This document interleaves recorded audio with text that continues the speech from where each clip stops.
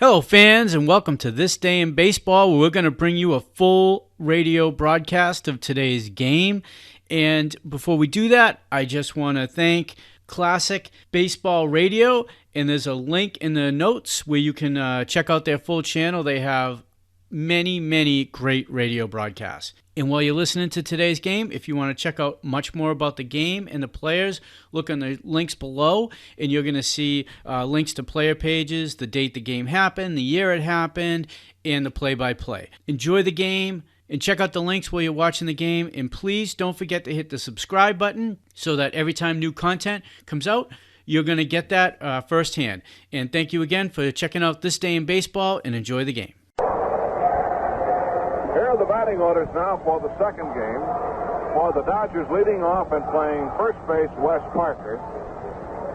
We checked that it might be that Parker's going to play center field and Fairley will play first, but we have Willie Davis out of the lineup, and Parker, Fairley warming up with the first baseman's mitt down below. Ron Hunt will bat second and play second base. Lou Johnson in left field. Jim Lefevre at third base. Ron Fairley at first base. Jim Hickman in right field, Dick Schofield at shortstop, Jeff Torborg catching, and Don Sutton to do the pitching. For the Cardinals, Lou Brock in left, Bobby Tolan in center, Roger Maris in right, Orlando Cepeda at first, Mike Shannon at third, Dave Ricketts catching, Julian Javier at second base, Dal Maxwell at shortstop, and Alvin Jackson to do the pitching. First game went to the Cardinals, 8 runs, 12 hits, 2 errors. Dodgers 7 runs, 13 hits, and 3 errors. The Dodgers rallied for 4 in the ninth to tie the ball game, and the Cardinals came back in the bottom of the ninth, 2 singles and a double against Bob Miller to win the ball game 8-7. So the Dodgers now trying to snap a 6-game losing streak as they go to play in the second game of the doubleheader here at St. Louis, and the Cardinals take the field. On the scoreboard, Houston beat Cincinnati in the first game by a score of 7-4, and they're really trying to lay the law down to the league leaders. Second game is 4-1 in favor of Houston in the 5th inning. And the Cubs beat the Mets 5-3 in the first game and lead the second game 9-5 in the 4th inning. The Giants and Atlanta are tied up in the 10th inning at 3-3. And Philadelphia walloped Pittsburgh 14-1. Chicago beat New York in the American League first game 2-1, lead the second game 3-0 in the third. Boston over Washington 4-3 in the first game, 4-2 Washington leads in the 4th inning of the second game. Cleveland beat Kansas City 12-1. That's in the first game, and Baltimore leads Minnesota 2-0 in the 4th inning of a single game, and it is 3-0 Detroit over California in the 6th inning of a single game. Alvin Jackson 4-2 on the year against Don Sutton 3-7, and we're all set to play ball. The Union Oil Company of California happy to bring it to you from St. Louis. And now for the play-by-play, here's Vin Scully. Vinny? Thank you, Jerry, and hi once again, everybody. Welcome to the second game. The Dodgers sent to the dressing room in a state of shock on the 2 base hits and a booming double by Mike Shannon have tried to regroup their forces and climb the hill a second time. They've lost 6 straight, and they're trying to snap it against a very tough hombre, Alvin Jackson. Never mind the fact he is 4-11 lifetime. Jackson last year against the Dodgers was 2-2, and his earned run average was less than 1. It meant that he ran up against Koufax and lost a couple of heartbreakers, but he could easily have beaten the Dodgers 4 times without a loss last year. So the Dodgers facing a tough left-hander, Alvin Jackson. Jackson, 5'11", 165-pounder from Waco, Texas, born on Christmas Day 32 years ago. And he'll be pitching to Wes Parker, Ron Hunt, and Lou Johnson. The pitch to Parker low, ball 1. Parker had 1 hit in the first game, a home run in the 7th inning with nobody on.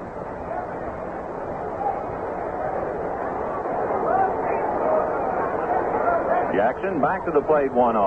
Fastball sprayed foul off to the right of the plate, upstairs, second deck. 1-1. A big crowd. They saw a wild first game. And the Cardinals with a penchant for winning those one-run ball games. They've won 11 of 16 by 1 run.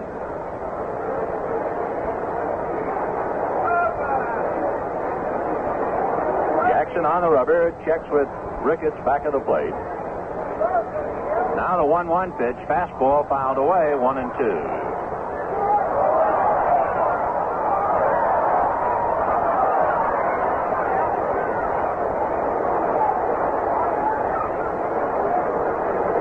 To the count.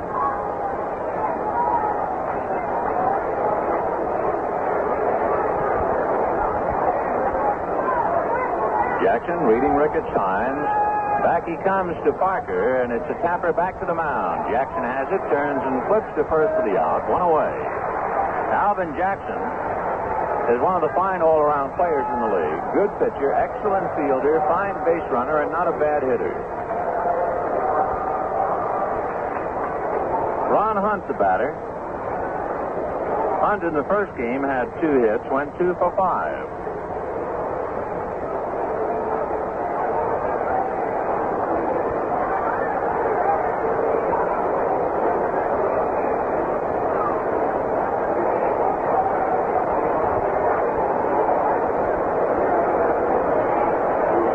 Jackson ready, delivers. Fastball outside, ball 1. 1-0 to Ron Hunt.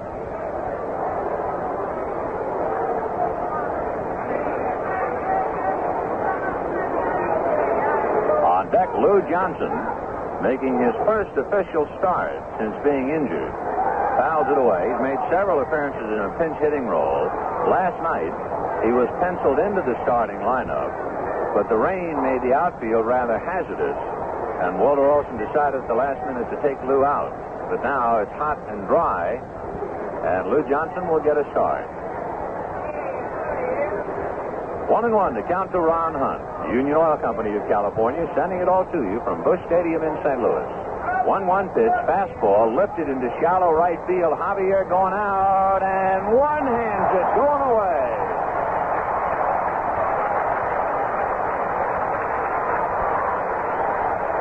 A fine play for Julian Javier to go out into right field and make an over-the-shoulder one-hand catch going away.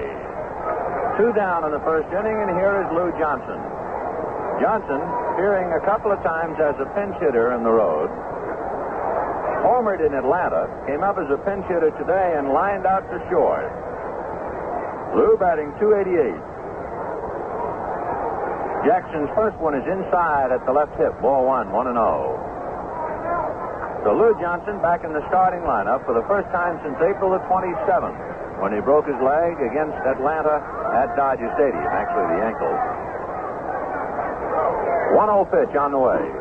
Fastball, a bouncer, back to the pitcher, a leaping catch by Jackson to throw him out. I'll say he's a good fielding pitcher, and the Dodgers are out 1-2-3. The end of half an inning, Dodgers nothing, Cardinals coming up.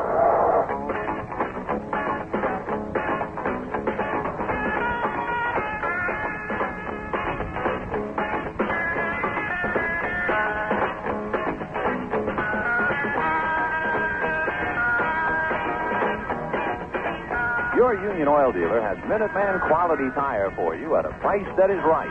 With the Minuteman 3 and Minuteman 4 premium tires, you get the insured tire warranty. If the tire fails, you get a new one free. That's how strongly Union Oil believes in the quality of these tires. Your Minuteman 3 or Minuteman 4 tire is replaced free if it fails for any reason during the first year or 10,000 miles, whichever occurs first. Excluded, of course, are repairable punctures and malicious damage. This is America's strongest tire warranty, and only Union Oil has it.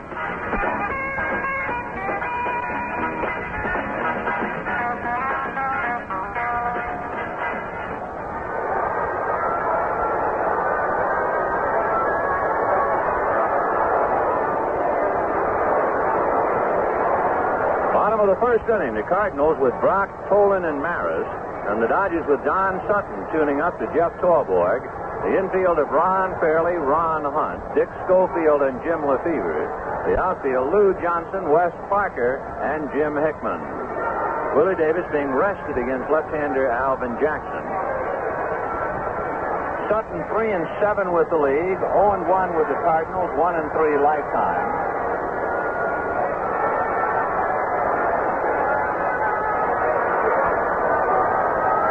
Sutton lost to the Cardinals in April 13-4. He lost his last start at Atlanta in a game that wound up 13-5. His last victory, a complete game win over the Pirates, June 3rd. Final score, Atlanta came up with a run in the 10th inning and beat San Francisco 4-3. The winning pitcher, Denny LeMaster, he is 7-1. The losing pitcher, Juan Marichal, he is 9-5. Both pitchers went all the way in that game. Lou Brock fouls one out of play, 0-1. For the Braves, 4 runs, 10 hits, 2 errors. For the Giants, 3 runs, 8 hits, 2 errors. Before 37,000.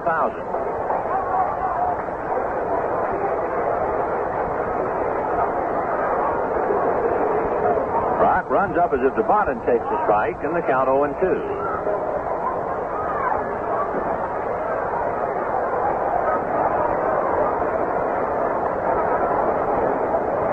Deck, Bobby Tolan. Sutton holding the ball at the belt. Now into his windup in the strike 2 pitch. Breaking ball fouled away off to the left. Back into the seats out of play.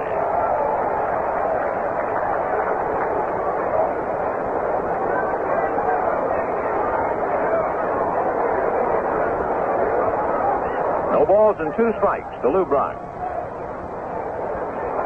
Sutton scraping the dirt off his cleats. Now looks in to get a sign.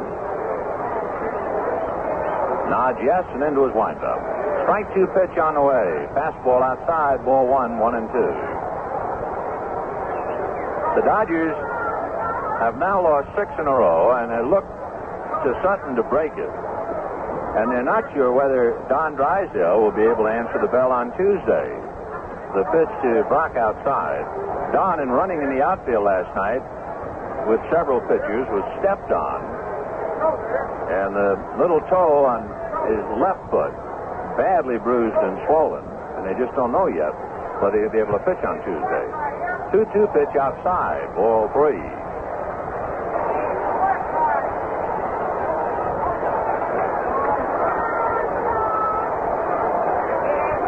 Three and 2 to Lou Brock. Sutton reading Torborg. Don nods yes, looks down at his feet, goes to his windup, and the 3-2 pitch. Way outside, ball 4. We'll pause to station identification. This is the Los Angeles Dodgers Radio Network. All right, Lou Brock with 23 stolen bases at first base. Brock was on base once in the first game and did not have a chance to try to steal. Bobby Tolan at the plate. Tolan had a single and a double in the first game. Sutton checking Brock and decides you better drive him back.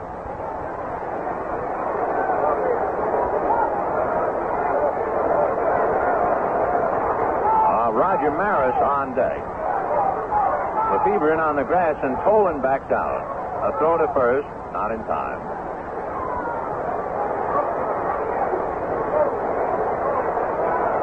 Cardinals won the first ball game 8-7. The pitch to Tolan outside, ball 1.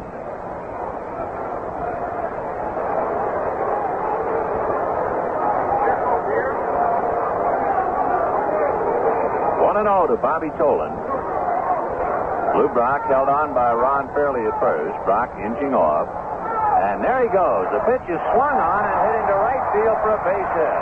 So Brock just keeps on going to third. Hickman's throw into Ron Hunt, and the Cardinals are in business right away in the first inning.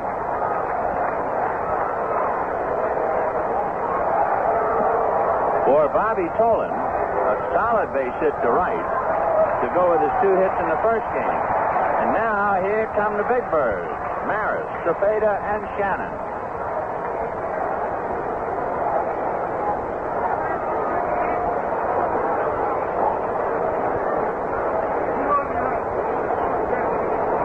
Roger Maris, in the first game, had 3 singles and a walk. He got on base 4 out of 5 times, went 3 for 4, and scored the winning run from second base on the booming double by Mike Shannon, who came within a couple of feet of hitting a home run. Curve is low. Ball 1, 1-0.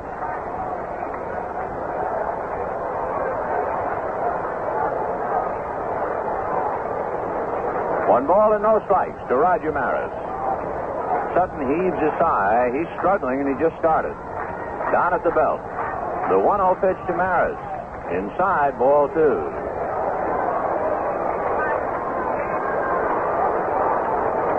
Maris has a look at Joe Schultz coaching at third. Dick Sisler at first.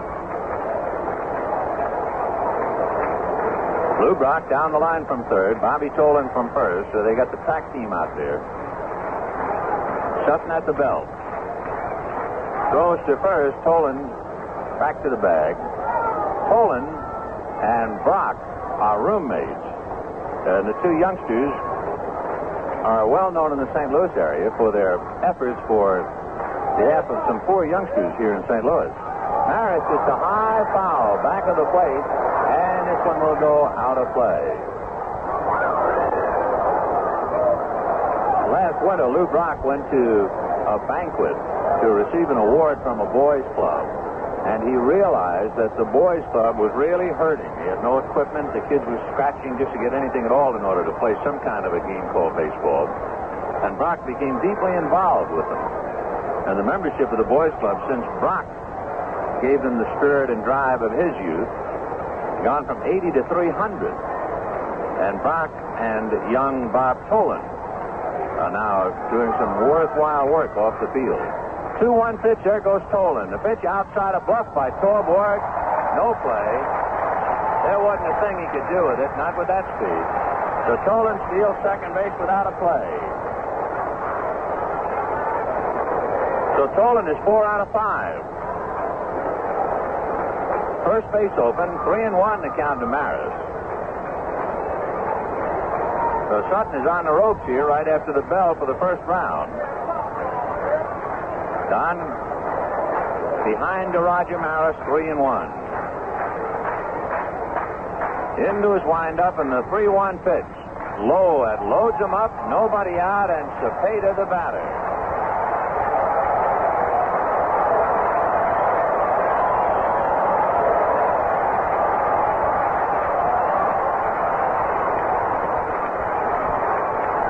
So the Cardinals have loaded the bases. Orlando Cepeda in the first ball game walked, then went 0 for 3, but in the ninth inning after Maris had singled, Cepeda singled him to second, and Roger eventually came home. On deck, Mike Shannon, who won the first game with his double. No one in the Dodger bullpen. Everybody else in the dugout. It'll be up to Sutton for a while. There's no one even sitting in the bullpen. Sutton into his windup. Don ready and delivers, and it's a ground foul outside of third. Brock at third, Tolan at second, Maris at first, nobody out. The Dodgers in the first game used Singer, Karanowski, Egan, and Miller. Last night they used Brewer, Karanowski, Regan, and Miller. So they're hurting for pitching in this second game. And it's too early to come in with somebody like Regan. So Sutton's going to have to try and fight his way out of it. Strike one pitch to Cepeda. Curveball over. Strike two.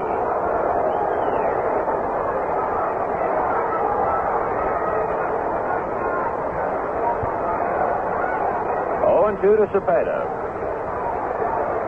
Cardinals won the first ball game 8-7, and now in the first inning they've loaded the bases with nobody out. Sutton turns his back for a moment. Now Don checking with Torborg.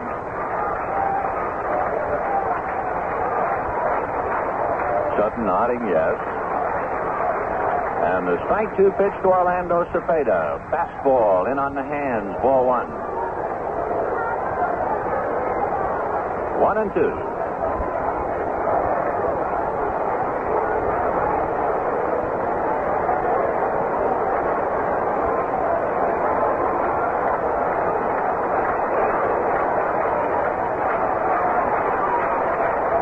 Sutton getting his signs. Runners take their leads, and Cepeda backs out.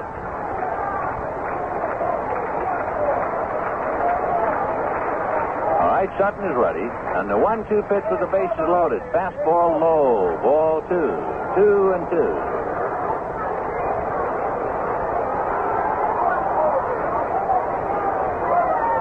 So the Cardinals getting well in a hurry after losing 3 straight from Houston, trying to sweep a series from the Dodgers.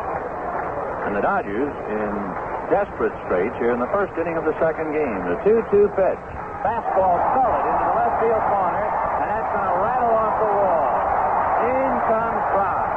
In comes Tolan. Here comes Maris, and on a bad throw, Cepeda goes to third.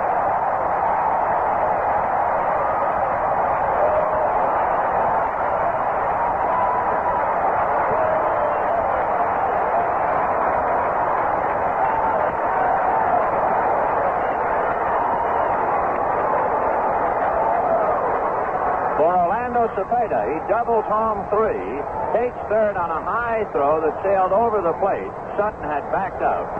And so the Cardinals are leading 3-0, and the chairs in the stadium aren't really warm for the second game. The Dodgers, I think that Cepeda had missed a bag, or at least one of the runners did. First they thought that someone missed second base. Now they're going to make a play at third. Sutton throws over to third. Steps on the bag, does Lefevre, and they get the arms outspread by Billy Williams.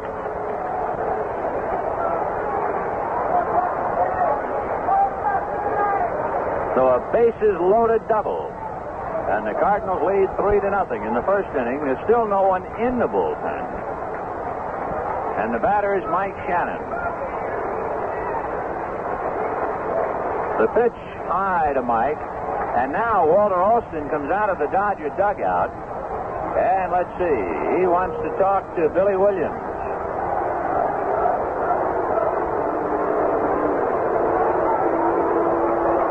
It appeared from up here that after Cepeda had doubled, when the 3 runs were in, Ron Hunt had asked for the ball at second base. Of course, a lot of men went by second base. You're not sure who might have missed it. But then they made the appeal to third base. They threw to third, and the sign was safe by Billy Williams. But now, Alston comes out and argues with the third base umpire.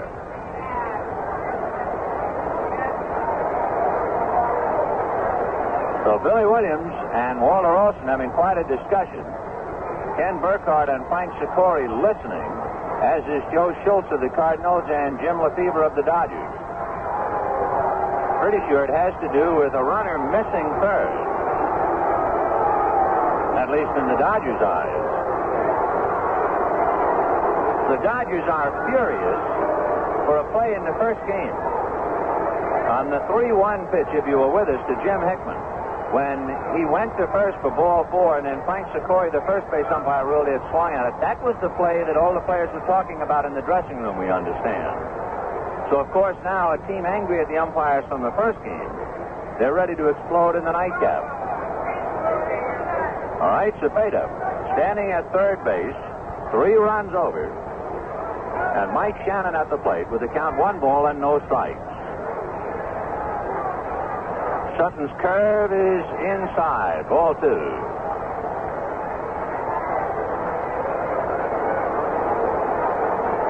So the Cardinals trying to sweep. Sutton reading Torborg, now down into his windup, and the 2-0 pitch on the way. Fastball over for a strike, 2-1. Houston leading Cincinnati 4-1 in the 6th inning, and the Astros won the first game 7-4. And suddenly now the Dodgers are hearing noises over their shoulders because the Astros are moving up from behind. Here's the 2-1 pitch. Fastball whacked foul, and that almost took the heels off Joe Schultz. 2-2.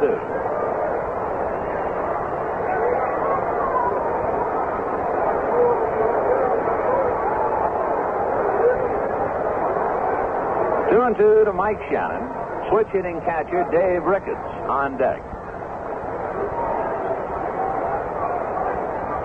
Cepeda with 34 RBIs, walking down the line from third. 2-2 pitch on the way. Curveball, line to center. Oh, did he hang that one? So Cepeda comes in. That's 4-0 Cardinals.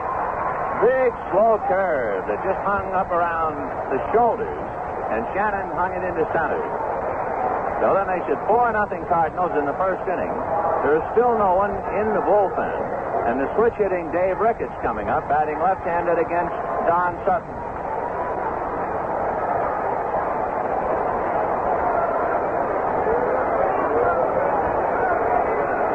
So Shannon, who drove in one run to win the first game, drives in another to open up the second game. And here is Ricketts. Julian Javier on deck. Sutton's fastball is inside to Ricketts. Ball 1-0.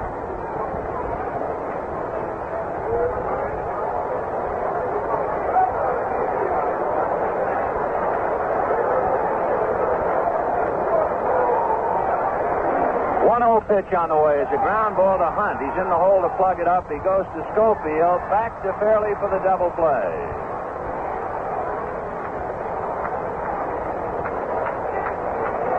So 2 out, and Julian Javier will be the batter.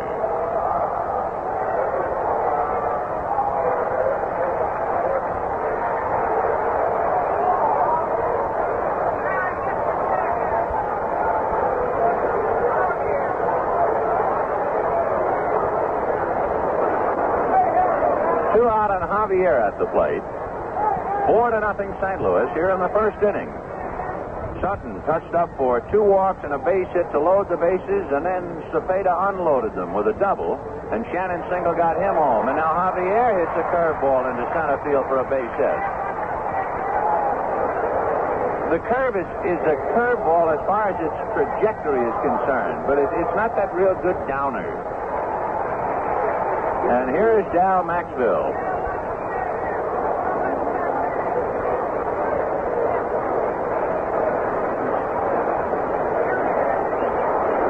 Maxville going all the way at short today after Eddie Bressuda played a couple of games.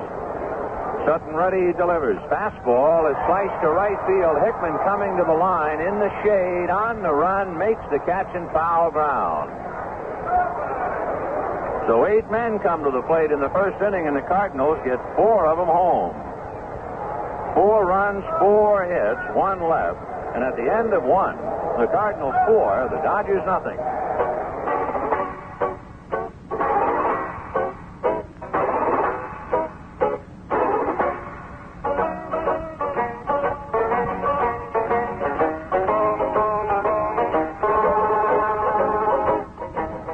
Royal 76 gasoline is powerful enough to make a difference. Let me explain that difference. Union Oil blends 8 powerful fuels at the refinery in a precisely balanced blend to create Royal 76 Premium. An unbalanced blend just can't do the job, won't give you the starting power, the getaway power, the mileage of Royal 76. In a series of tests, Royal 76 proved it can outperform and outdistance unbalanced gasolines. Try Royal 76. It's powerful enough to make a difference.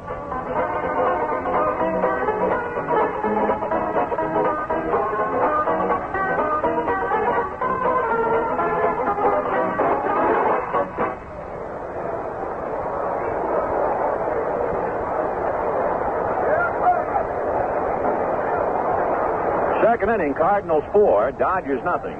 For the Dodgers trying to come back, Jimmy Lefebvre, Ron Fairley, and Jim Hickman. The Dodgers were down 7-3 in the 9th inning of the first game.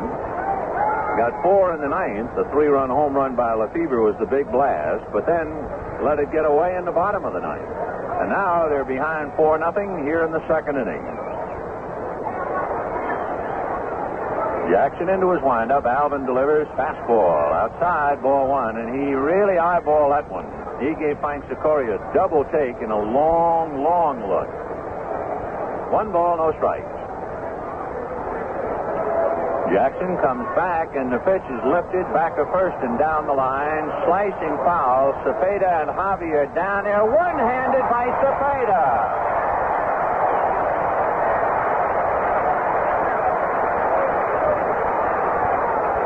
That's the second fine play on a twisting pop fly made by the Cardinals.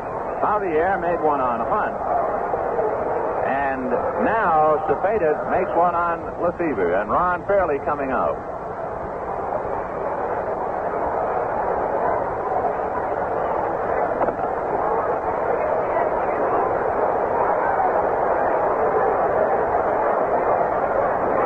Jackson ready, and the pitch to Fairley. Curveball over for a strike, 0-1.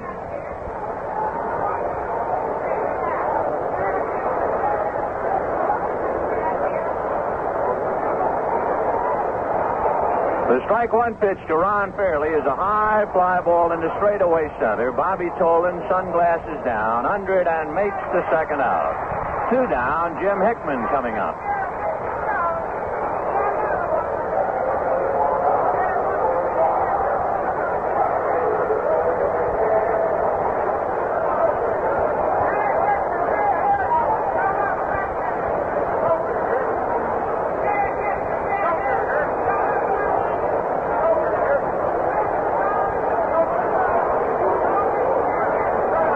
Jackson into his windup, and the pitch to Jim Hickman way out in front of a slow curve. 0-1.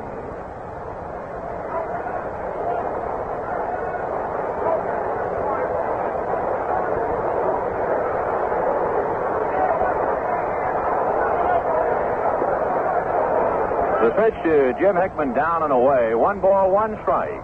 2 out here in the second inning. The Cardinals winning the first game 8-7, leading in the second game 4-0 here in the second inning. Jackson into his windup, and the 1-1 pitch fastball rolled to third. Shannon backs up, gloves it at his eyes, throws in the dirt, and Cepeda can't come up with it, and Hickman is aboard.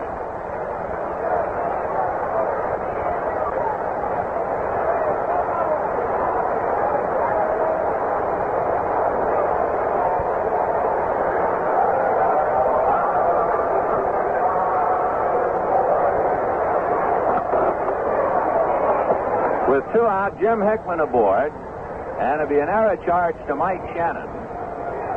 The batter will be Dick Schofield.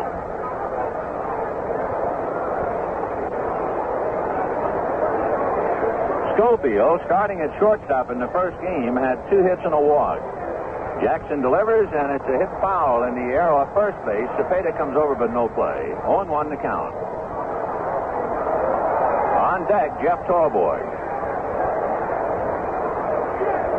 Cardinals 4 runs, 4 hits, and 1 error. The Dodgers no runs, no hits here in the second. Hickman standing at first, held on by Cepeda. Jackson reading Ricketts. Now Alvin to his stretch. Strike 1 pitch on the way. Outside. 1 ball, 1 strike.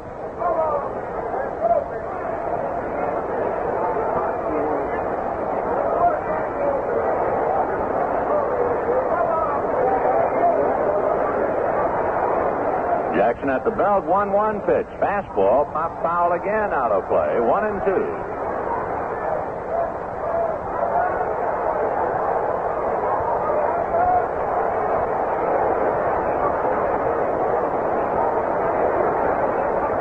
One and two, the count to Dick Schofield, hitting right-handed against Alvin Jackson. Hickman short lead at first. Now Jackson at the belt. The 1-2 pitch, low with a fastball. 2-2.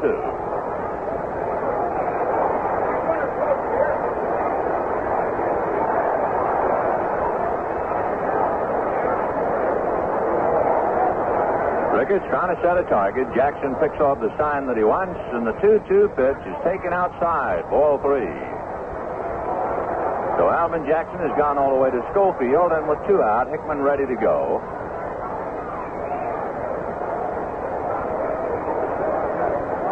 Cardinals won the first ball game 8-7, and the Cardinals lead 4-0 in the second inning of the nightcap. There goes Hickman, and the pitch is fouled at the plate, but still 3-2.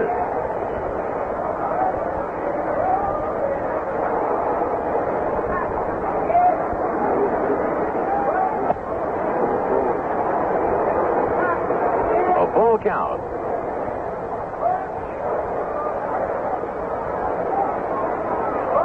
All right, Jackson with a new ball.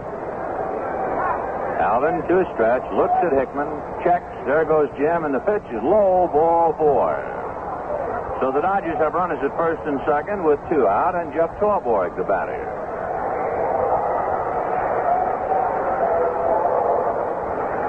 Torborg finished up behind the plate in the first game and singled in that wild 9th inning. He got as far as second, but might even have scored a bigger run, except the half swing was ruled against Hickman. So Jeff at the plate with 2 on, 2 out. Jackson delivers, fastball for a strike. On deck, Don Sutton. The bullpen is empty at a hot St. Louis sun coming down, and so the boys are sitting in the shade of the dugout, and with not a shortage of pitching, just the fact that pitching has been used up. It's up to Sutton for a while. The strike 1 pitch on the way is low. 1 ball, 1 strike. In the first inning, Brock walked, Tolan singled in the third, and then Bobby stole second. Maris walked to load the bases. Cepeda doubled everybody home. He took third on a high throw to the plate, and he scored on a single by Shannon. So it's 4-0 in favor of St. Louis here in the second inning. Jackson to a stretch, and the 1-1 pitch. Hit into left field for a base hit. Here's Hickman around third coming in to score. Schofield stops at second, and that makes it 4-1 St. Louis. The throw kicked around a little bit, but recovered by Mike Shannon, and the runners holding at first and second. So Torborg is single to left. That gets Hickman in.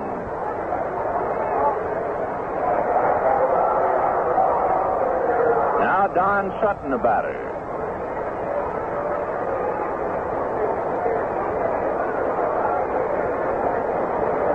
Sutton, right-hand hitter.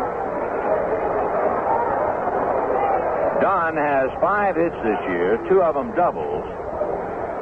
No runs batted in. Jackson at the belt and delivers, half swing on a fastball for a strike. 0-1. 4 runs, 4 hits, 1 error for the Cardinals. 1 run, 1 hit, no errors for the Dodgers. The Cardinals won the first game 8-7.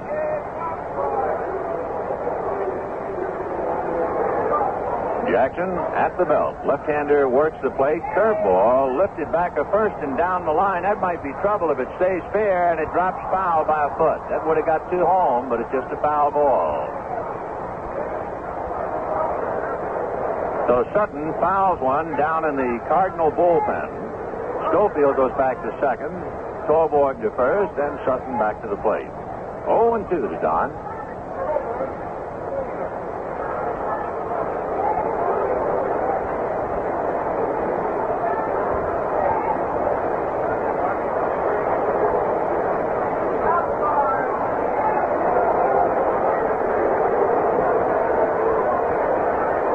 Right-hand hitter back up to the plate. Jackson set, checks the runners. Strike 2 pitch to Sutton is punched foul, grounded outside of first and down the line. So it's still 0-2.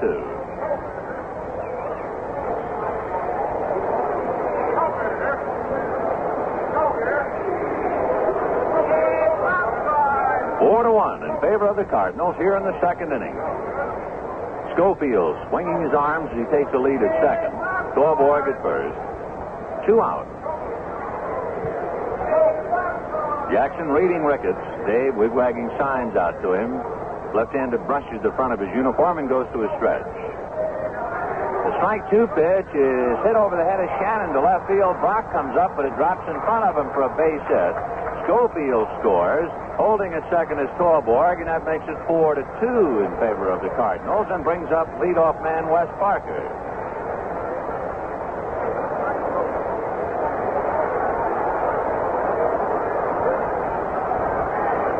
Parker hit back to the box in the first inning, 0 for 1. So the Dodgers cut the Cardinal lead in half. St. Louis 4, Dodgers 2. And here's Parker with Ron Hunt on deck. Jackson ready, delivers, and it's fouled away, 0-1. Parker looked like he might have been trying to go to right field. 0-1.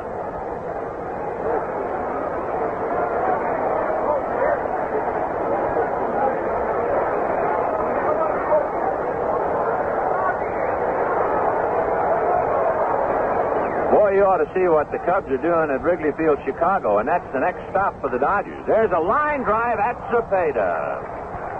So Parker hits a bullet at the first baseman, and that's that. At Wrigley Field, Chicago, in the second game of a doubleheader, in 6 innings, the Cubs have hit 6 home runs. They're leading the Mets 12-5. And adding up more home runs, it's at least 16-5 in favor of the Cubs. They beat the Mets in the first game, and that's our next stop. All right, the Dodgers get 2 runs on 2 hits and an error, lead 2 at the end of an inning and a half, 4-2 St. Louis, and here's Jerry.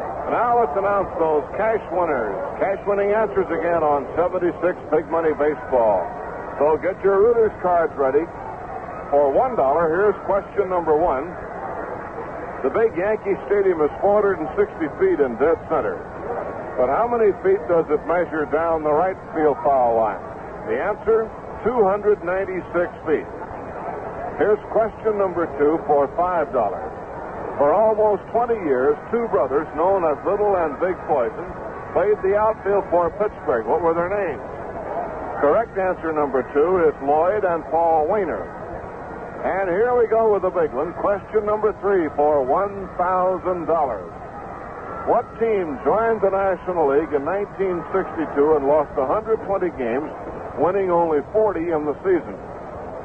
The $1,000 answer is the New York Mets. Answer number 3, New York Mets on your card is worth $1,000. Each week there are more winning answers, so save your Reuters cards. They can win cash for you at any time. Now let's pause for station identification. This is the Los Angeles Dodgers Radio Network. And this is KOY Phoenix. Downtown temperature 90 degrees at 429. All right, let's go back to play. Here's Ben. All right, Jerry, pitcher Alvin Jackson will lead it off. Bottom of the second inning, 4-2 in favor of the Cardinals. Be Jackson, Brock, and Tolan. Alvin, pretty good hitter. Lefebvre plays him up inside the bag at third. Sutton into his windup and delivers. Slow curve fouled away, 0-1. See what Alvin has done this year with the bat. He has been to bat 16 times. Same old Jackson. He has 6 hits, 2 RBIs, hitting .375. He's a dandy. The Cubs are leading the Mets 16-5 in the 7th inning. They've hit a half a dozen home runs in a half a dozen innings. There's an extra base hit for Alvin Jackson up the alley in right center. He's on his way for 2. Hickman's throw. He's in there.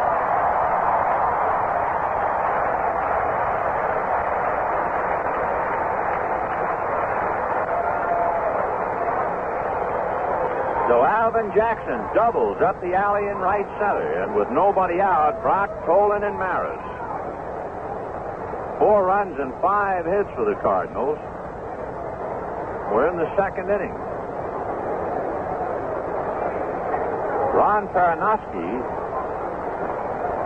Carol Berenger, the pitching coach, they get up and move around in the Dodger dugout, but no one has gone to the bullpen yet.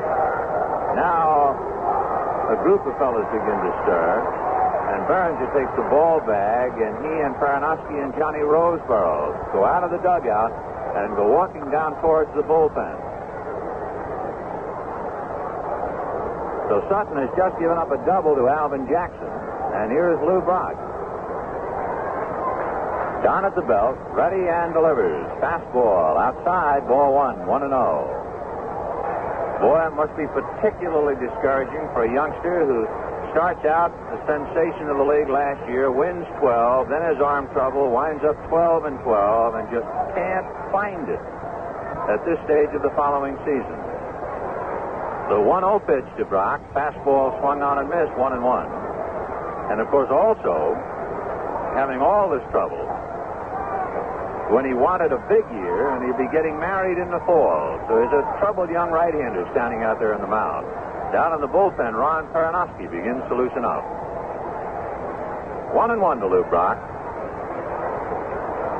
Sutton at the belt, looks at Jackson. Back he comes. Fastball popped in the air on the right side. fairly in the shadows, comes over under it now and makes the catch for the first out. His curveball, which was his money pitch last year, has been the pitch that has really given him a bad time. And even Koufax had a lot of trouble out there with just one pitch. Here's Bob Tolan. Tolan singled to right in the first inning, stole second, and scored. He's had a big day. He's had a big week since he took over for the injured Kurt Blood. Blood pulled a hamstring, and Tolan has jumped in there without losing a beat. Curveball in at the knees for a strike, 0-1. Aronofsky has stopped throwing now in the Dodger bullpen.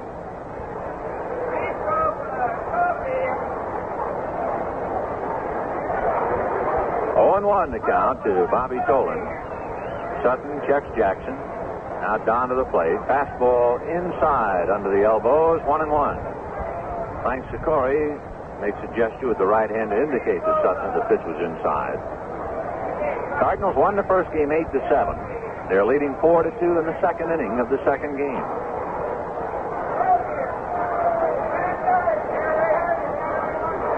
1-1 pitch on the way. Change high. Ball 2, 2-1. The second changeup he's thrown. He threw a straight change 3-2 and walked Lou Brock in the first inning.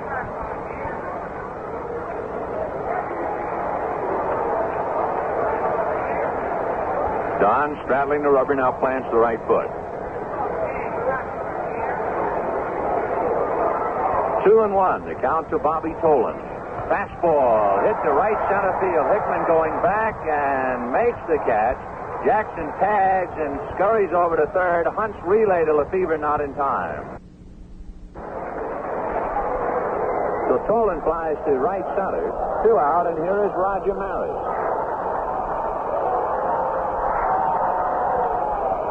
Roger Maris has helped to beat Bob Miller 2 days running. His home run last night, and then his leadoff single in the bottom of the ninth of the first game today.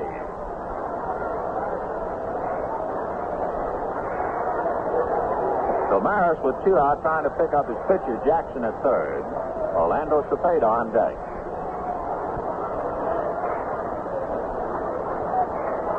Sutton looks at third, now to his windup. Don ready and delivers. Fastball hit under it and popped it up on the right side. In foul ground goes Fairley. He's got a room and a play, and he makes the catch for the out. So Maris fouls to Fairley. For the Cardinals, no runs ahead, a man left at third, and at the end of 2, Cardinals 4. Say, many motorists are not mechanically minded. They entrust the care of their car to someone they feel they can rely upon. Now, if you are knowledgeable about automobiles, why, you'll be the first to appreciate the thorough service you get with Union Oil's 76 Auto Care. For only about $1 more than an ordinary lube job, you can buy peace of mind with 76 Auto Care.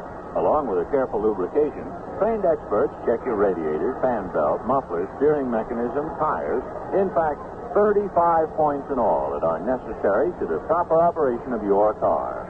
The work is certified to you in writing, and only Minutemen who have passed rigid tests in Union Oil 76 Auto Care service are allowed to work on your car. So turn your car over to a real pro the next time you want it checked and lubed. Drive into a Union Oil station that displays the sign that reads 76 Auto Care, a certified service. 4 runs, 5 hits, 1 error for the Cardinals, 2 runs, 2 hits, no errors for the Dodgers as we go to the third inning.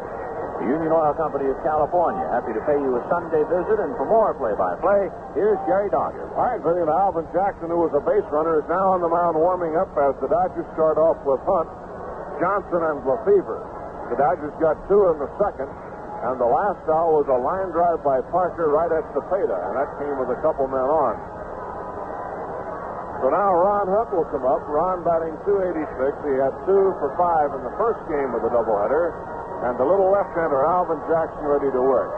The Dodger 2 runs were on her, and they followed an error in the walk, then with 2 singles. The Cardinals picked up 4 on 4 hits. The attendance today is 43,159.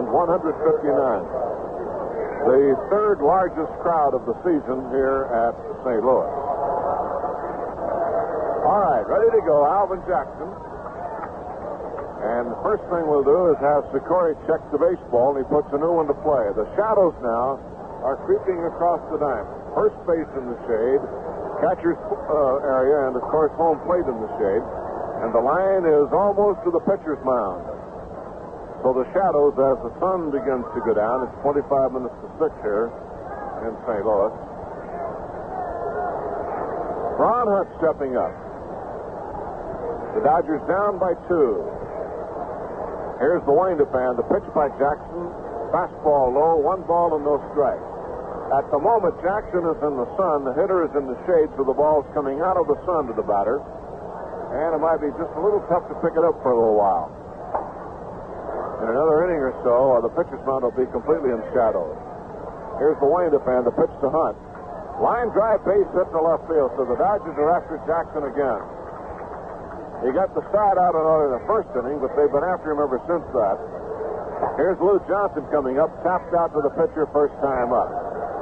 Lou at bat. The Cardinals got 4 runs in the first inning off Don Sutton, and the Dodgers, who came back with 4 runs in the 9th inning of the first game only to lose, are now trying to climb another 4-run obstacle. Johnson at bat. Hunt is on. Boy, Ron's had a good road trip with the bat. Johnson takes a strike on the outside part of the plate, 0-1.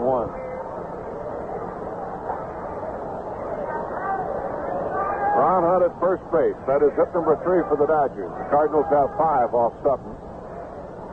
On deck is Lefevre. Jackson ready, and the pitch to Johnson. Swung and popped foul out of play. And the count is strike 2 to Lou. Lou making his first start since April the 27th. But he is actually about a month sooner than the Dodgers expected him. They figured it'd be at All-Star time before Lou is in the lineup. And here he is now on the 12th of June. Strike 2 to Johnson. Here's the look and here's the pitch. Outside with the fastball, 1-2. Lou, since coming back, of course, was a pinch hitter in Atlanta, hit a home run. Was robbed of a base hit in the first game when he hit a line drive at shortstop, a leaping catch by Maxwell, and that would have gotten a run in. It would have been a big run in the game as it turned out. 1-2 count now. Lou waits the pitch on the way to him. Swung on and missed for a strike. Down he goes. Looks like a fastball moving away from the right-hand batter. Strikeout number 1 for Jackson, and here's Lefevre. His home run in the 9th inning of the first game tied the score. Jimmy 1 for 5 at .288 average and 25 runs batted in. And the home run was only his second of the year, so Jimmy trying to catch up in the home run output. On at first base, Hunt with 1 out now in the 3rd inning. The Cardinals have the infield set, double play depth. Now the pitch on the way, outside and low, 1 ball, no strike. A fastball. Seems when Lefevre's batting from the right side, they try to work the fastball to him on the outside part of the plate. All right, Jackson set again. Ball game in the 3rd. Second game of the doubleheader. Jackson ready, and the pitch on the way. Too high for a ball, and the count goes 2 balls, no strike. Jackson has walked 1, struck out 1, allowed 3 hits. The RBIs go to Torborg and Sutton, 3 for Cepeda, and 1 for Shannon. Shannon's had a big day in RBIs. He's had 6 already, 3 in each game. Here's a pitch outside, ball 3, and let's correct that. Shannon has had 3 in the first game, 1 in this game for 4, and Cepeda had 3 in this game. Ball 3, no strikes to Jimmy Lefevre, Ron Fairley on deck, and Jim Hickman to follow. So Jackson now in a little trouble. Alvin has won 4, lost 2, but his earned run average is over 5, so he has had his problems this year, despite a winning record. Now the 3-0 pitch. Way high. Ball 4. He walked him, and the Dodgers have the tying runs on. Second walk. No action in the Cardinal bullpen. But Jackson has been just a little bit shaky here in the last couple of innings. Ron Fairley at bat. Slide to center field his first time up. Ron in the first game had 2 hits. A double and a single, and was robbed twice. A good running catch by Maris, and another one by Tolan. Now Romano gets up to go to the bullpen, and we'll have some action down there in just a moment. As Jackson appears to be in a little trouble here in the third inning. The Cardinals got him 4 runs in the first. The Dodgers have 2 of those back and have 2 on now. And Fairley trying to move him around. Here's the look, and Jackson's pitch to Ron is high and inside. Ball 1, and control is the problem.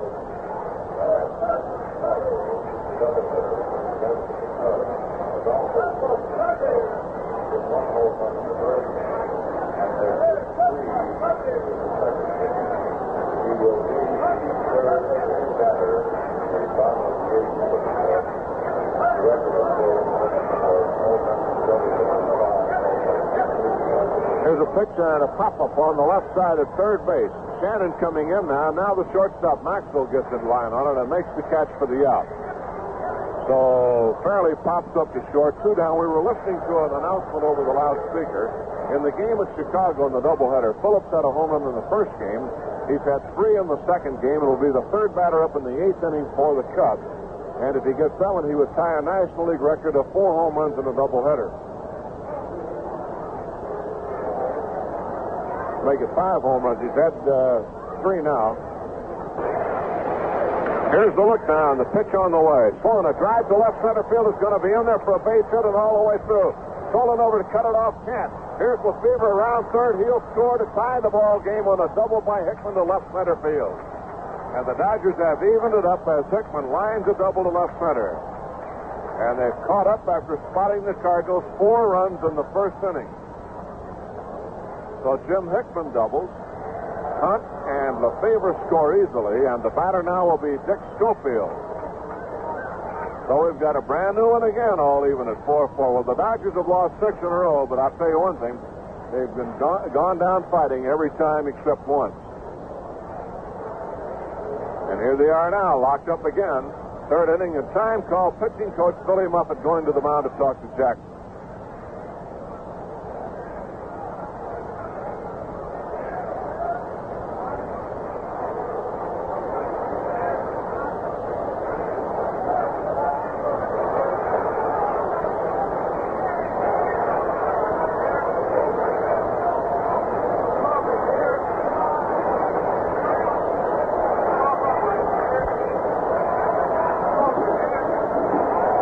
The mound is over now. Muffett coming back.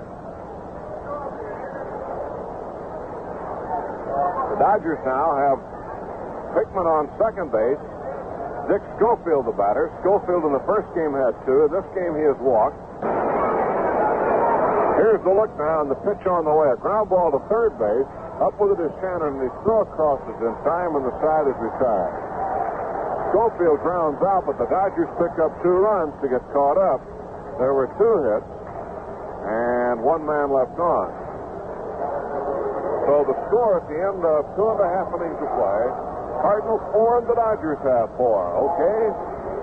Get your Reuters card ready, because here we go again with 76 big money baseball. For $1, here's question number 1. The big Yankee Stadium is 460 feet in dead center. But how many feet does it measure down the right field line? The answer, 296 feet. Here's question number 2 for $5.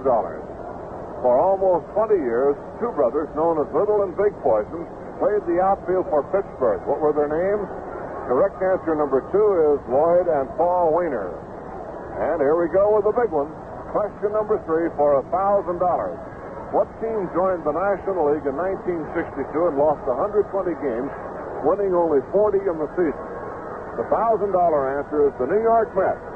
Answer number 3, New York Mets on your card is worth $1,000.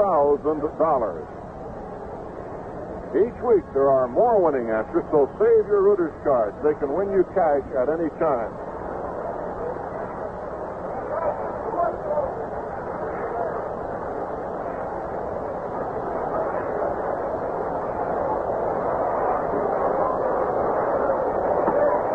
Checking it up at Chicago, our ticker was out when Phillips hit his first home run in that second game. That came in the third with 2 on. He had 1 in the 5th inning and 1 in the 6th. That's 4 in the doubleheader. He had 1 in the first game. All right, last half of the third, our ball game all even at 4-4. As Orlando Cepeda comes up, he doubled into left field to drive in 3 runs in the first inning. So as the Cubs now bat in the last half of the 8th inning, Adolfo Phillips will be the batter, the third man up as we understand it. Here's the windup and the pitch. Hello, hi. We gave you 6 home runs in 6 innings a while ago, and since we missed that one, they make 7 in the first 6 innings. The Cubs have had, and they lead 16-5 over the Mets in the second game. They won the first game 5-3. Here's Sutton's pitch to Cepeda. Fastball, it's in for a strike, and the count is 1-1. 1 ball, 1 strike to Cepeda. Shannon on deck, and Ricketts to follow. So Don Sutton, who had a bad first inning, gets a new start in this ball game. See if he can handle the reprieve. Fastball is outside ball 2, and it's 2-1.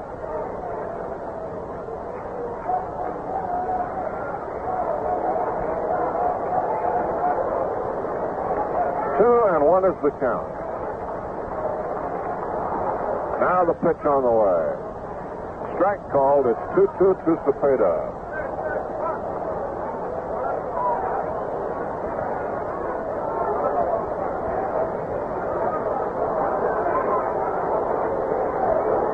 Now Sutton into the windup again, and the curveball is swung and it popped foul out of play.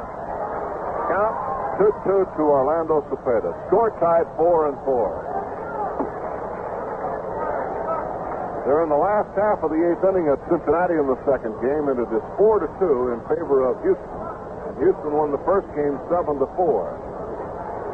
And as I told you, the Cubs beat New York in the first game 5-3. They're playing in the last half of the 8th inning with a score 16-5 in favor of Chicago. But the question now will be Adolfo Phillips. See if he'll hit another home run. There's a swing and a pop foul down the first baseline out of play, and it is still a 2-2 count. Atlanta beat San Francisco 4-3 in 10 innings. Philadelphia beat Pittsburgh 14-1.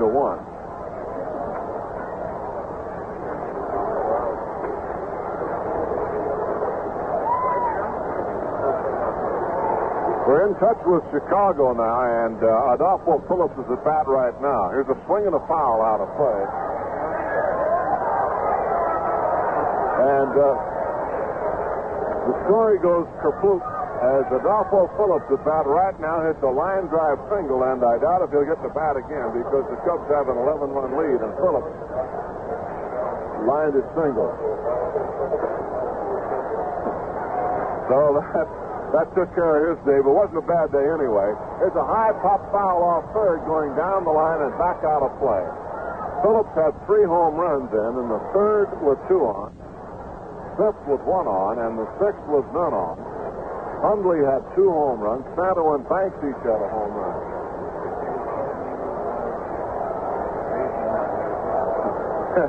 Vinny was on the phone with the Chicago broadcasters, and one of the great home run hitters of all time relayed the message of the single, Ralph Kiner, broadcasting for the Mets. Okay.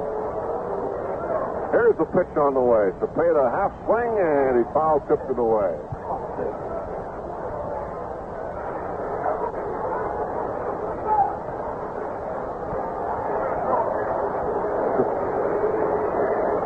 All right, Sutton bounced one off the bat. Cepeda waiting, 2-2 the count. With the Mets being clobbered in New York, Vinny passes on the items. When Kiner answered the phone, he says, "This is the best news, the best thing that's happened to me all day today. I got a friendly voice from California." Pitch is low for a ball. 3-2 to Cepeda. Sutton, even in the game, 4-4, and now trying to get started all over again. Don was racked in the first innings for 4 runs and 4 hits, gave up another hit in the second. Now working 3-2 to Cepeda.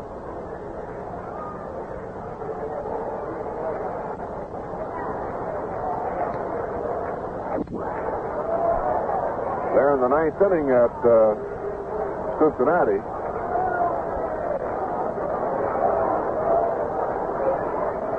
The Reds picked up another one, and it's now 4-3 with the Astros batting. Here's ball 4, and Cepeda draws a walk.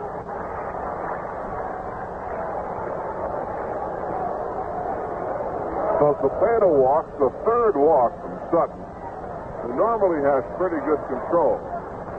Don has not struck out a batter.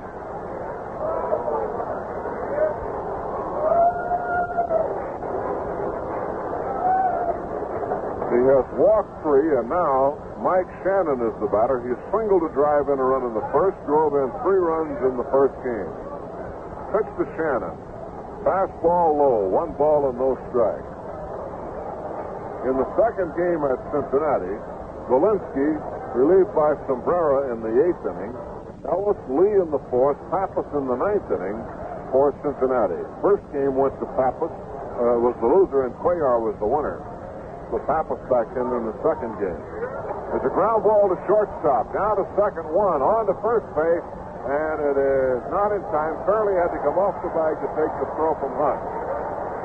So Shannon grounds into a force out. Schofield to Ron Hunt, and the batter now will be the catcher Dave Ricketts, who grounded into a double play his first time up. Ricketts, a left-hand hitter, 1 out here in the 3rd inning. Scores tied at 4-4 in the second game of the doubleheader. The Cardinals won the first game 8-7, getting a run in the 9th inning to win it. Ricketts at bat with 1 out, Shannon on first base, and Sutton ready to work. Pitching mound in the shadows now. Tigers lead the Angels 4-3 in the bottom of the 9th inning. And Fregosi has tied it up with a home run.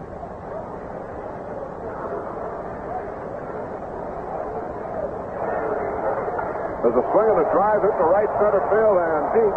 Going for it, Parker, over his head, going to the wall. Shannon's at third, around third, headed home, and he scores on a double by Ricketts to right center field.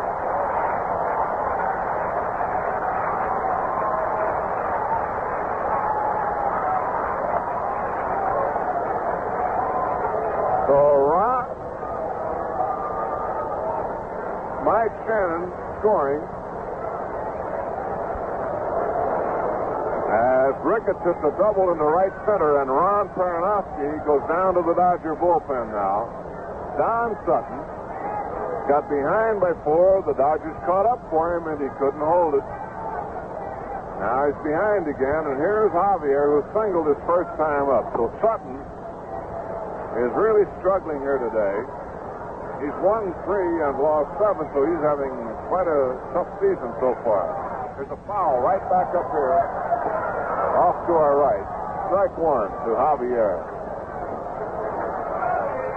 That is the 6th hit off Sutton. 3 doubles and 3 singles. Boy, that ball was hit hard and a long way into right center field by the catcher Dave Ricketts.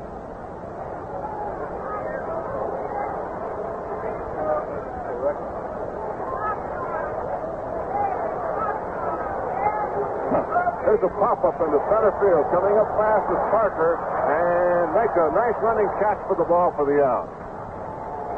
So Javier pops out into short center field, and we have a correction on the home run by Fregosi from Anaheim.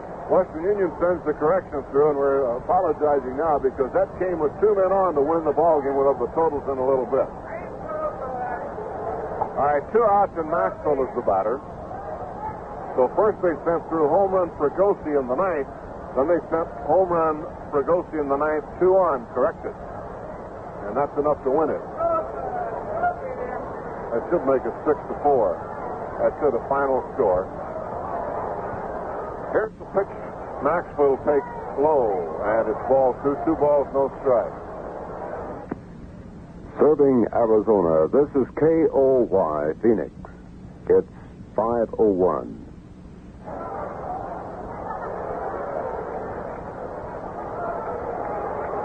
So the Angels pull that one out. Here's the pitch. Lined into right field. Hickman fading back. Makes the catch, and the side retired. Boy, Maxwell's been an automatic out to right field today. That's the second time this game. And he went out 3 times in the first game. Side out in the 3rd. 1 run, 1 hit, no errors, 1 left. And the score at the end of 3, the Cardinals 5 and the Dodgers 4. let's pause for station identification. This is the Los Angeles Dodgers Radio Network. And this is KOY Phoenix. 3 minutes after 5, 90 degrees downtown.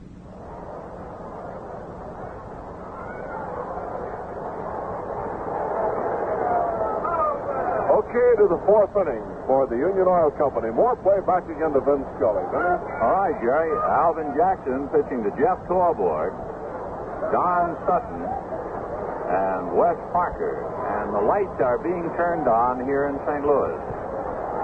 There's plenty of sunshine in the outfield and shortstop and at the rim back a third. But home plate and the mound in shadows, and they need a little help in that area. Jackson ready and delivers, and the pitch to Torborg is low. Ball one. 5-4 Cardinals, fourth inning of the second game. Jackson's 1-0 pitch on the way. Torborg takes a look. That's a strike. 1-1.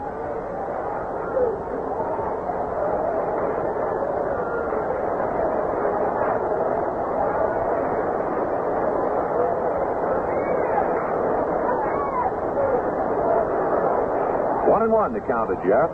Single to left field. He drove in a run in the second inning. Or actually, he didn't drive it in. He set it up and Sutton singled it in. Jeff takes inside. Ball 2. 2-1.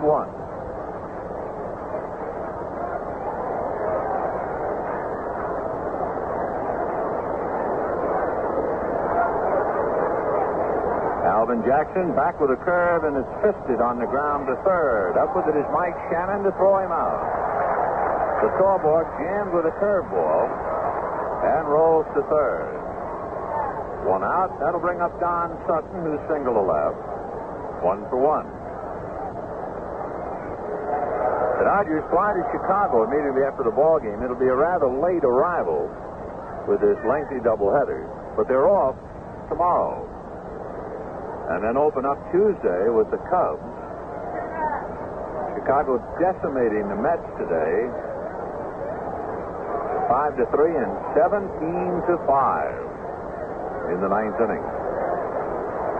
Don Sutton takes a strike, 0-1. Back comes Alvin Jackson with the fastball low. 1 ball, 1 strike. Jerry Grody has just hit a home run for the Mets in the ninth inning with 1 on. You know how many home runs it means have been hit in the National League today? 22. It seems like all of them at Chicago. The 1-1 pitch swung on and missed, strike 2. It's going to add up all the home runs in that doubleheader at Chicago. There have been 11 home runs hit in the doubleheader. That's not so much. Phillips hit 4. 1-2. Fastball, a comebacker. Jackson spears it, turns, and flips to Cepeda. So we have 2 out here in the fourth. And Wes Parker, the batter. Parker hit back to the box, line to first. 0 for 2.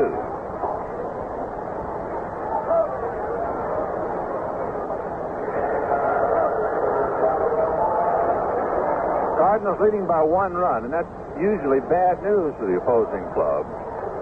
The Cardinals have won 12 of 17 this year by 1 run.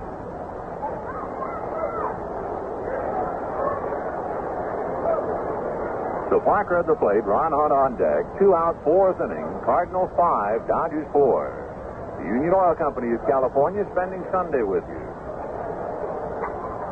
Jackson delivers high to Parker, ball 1.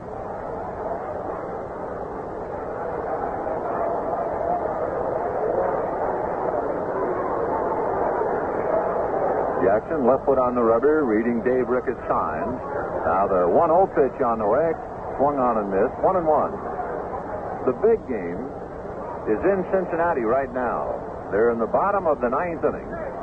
Houston 3 outs away from sweeping the league leaders. However, those 3 outs can be awfully tough to come by, particularly in Crosley Field. 1-1 pitch on the way. Parker strokes it to center, sinking at the feet of Bobby Tolan for a base hit. So Parker a 2-out single to center, and the batter will be Ron Hunt. Houston beat Cincinnati 7-4 in the first game. Cuellar over Pappas. The second game, they're in the bottom of the ninth inning. Carol Sembera, a pencil-thin right-hander, relieved Walensky. Sembera is pitching to the Reds. 4-3 Houston, bottom of the ninth.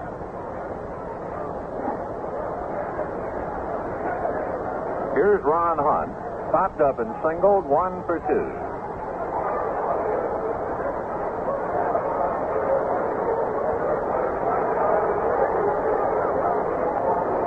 Jackson at the bell, checks Parker, and the pitch to Hunt, taken inside, ball 1. 1-0.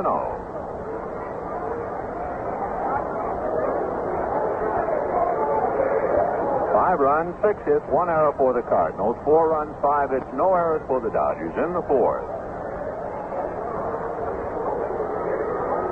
Don't forget to play 76 Big Money Baseball with us again next Sunday. Ron Hunt takes the strike. We'll give you the answers again after the third out here. And then if you miss them for one reason or another, well, you can check at your local participating Union Oil station.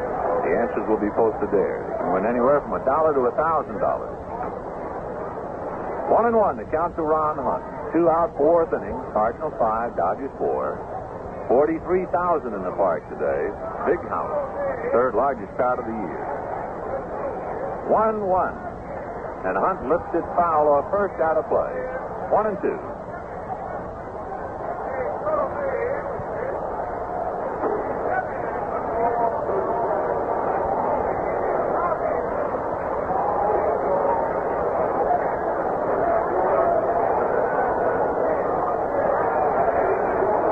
Because of the rain last night, they just fell short of the 100,000 for the 3 days. And they would have had it easily had it not been for the tornado warning right at game time last night. 1-2 pitch on the way, low, ball 2, 2-2. So for the 3 days, they drew about 97,000 here. 2-2 the count to Ron Hunt. Parker at first, 2 out, 4th inning, 5-4 St. Louis.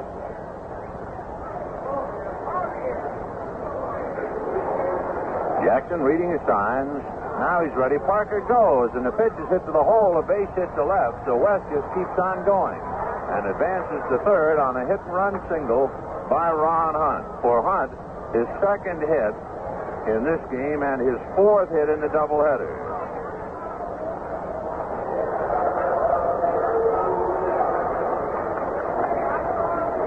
Well, Carol Sembera has been relieved by Dan Schneider in the 9th inning for Houston. It might be a percentage move by Grady Hatton, but it's a cinch somebody's doing something there at Crosley Field. So Dan Schneider has relieved Carol Sembera in the 9th. Houston leading Cincinnati 4-3. Lou Johnson takes low, ball 1. Lou is 0 for 2. Hit back to the box and struck out.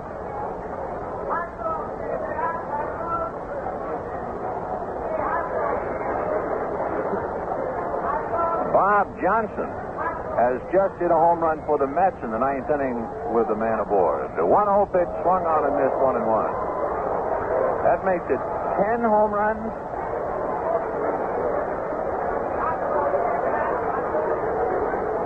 Count up. So there have been 12 home runs in that doubleheader between the Mets and the Cubs, and this one is the 10th hit in the second game. Bob Johnson, a 2-run home run after Jerry. Yeah, I bet the wind must be blowing out. I mean, it's got to be going 100 miles an hour. The 1-1 pitch on the way. Grounded foul outside of third. 12 home runs in the doubleheaders. 10 in one game. I guess we better dig around in the record book just to see how close that is. But we'll have to wait a while with all these scores pouring in.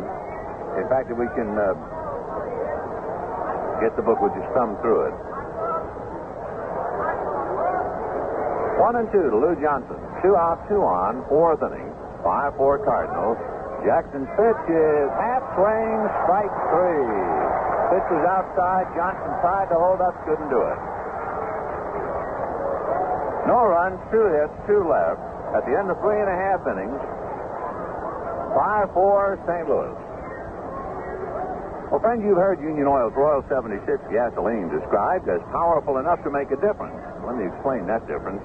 It comes from a blend of 8 powerful fuels precisely balanced at the Union Oil refinery. An unbalanced blend just can't get the job done. Won't give you the starting power, the getaway power, or the mileage power of Royal 76. Yes, Royal 76 Premium is the most perfect blend for total performance that Union Oil has ever put together. Try Royal 76. It's powerful enough to make a difference.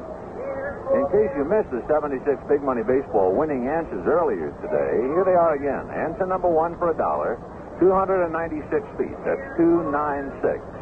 Answer number 2, worth $5, Lloyd and Paul Waynard.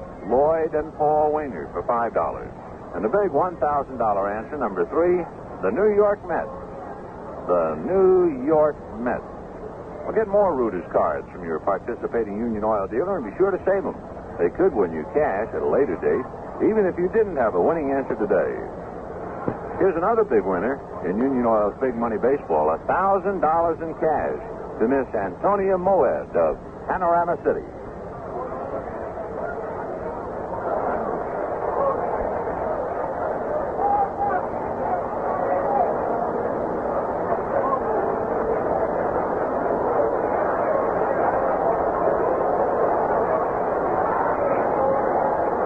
In looking at the record for the most home runs in a doubleheader for both clubs, and there have been 12 hit at Wrigley Field, Chicago today. In the National League, 15. Imagine 15 home runs in a doubleheader. Guess where that game was played? You're right, Chicago. It involved the Milwaukee Braves, who hit 9, and the Cubs, who hit 6. American League record, 14 home runs in a doubleheader. That was at Philadelphia back in 1930 when they had that jackrabbit ball.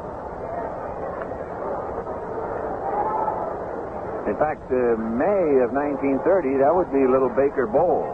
The Yankees hit 9 there, and the A's 5.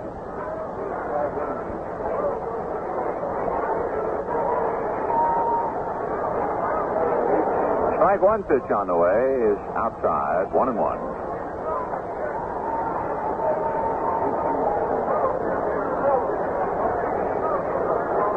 In fact, scratch that Baker Bowl thing, of course, American League. So that would be at Connie Mack Stadium, or Sky Park as it was. So the pitch is high and goes to the backstop. Jackson Ball 2, 2-1. So anyway, they've hit 12 home runs at Wrigley Field in the doubleheader, and the record is 15. Would you believe that Don Pavletic has just hit a pinch hit grand slam home run at Crosley Field? And the Reds get a split. There's a fly ball to Parker in right center, and he makes the catch. How do you like that one? The Reds on the edge of losing a doubleheader, down 4-3 in the bottom of the ninth. And Don Pavletic gets a grand slam home run. I guess he hit it against Dan Snyder.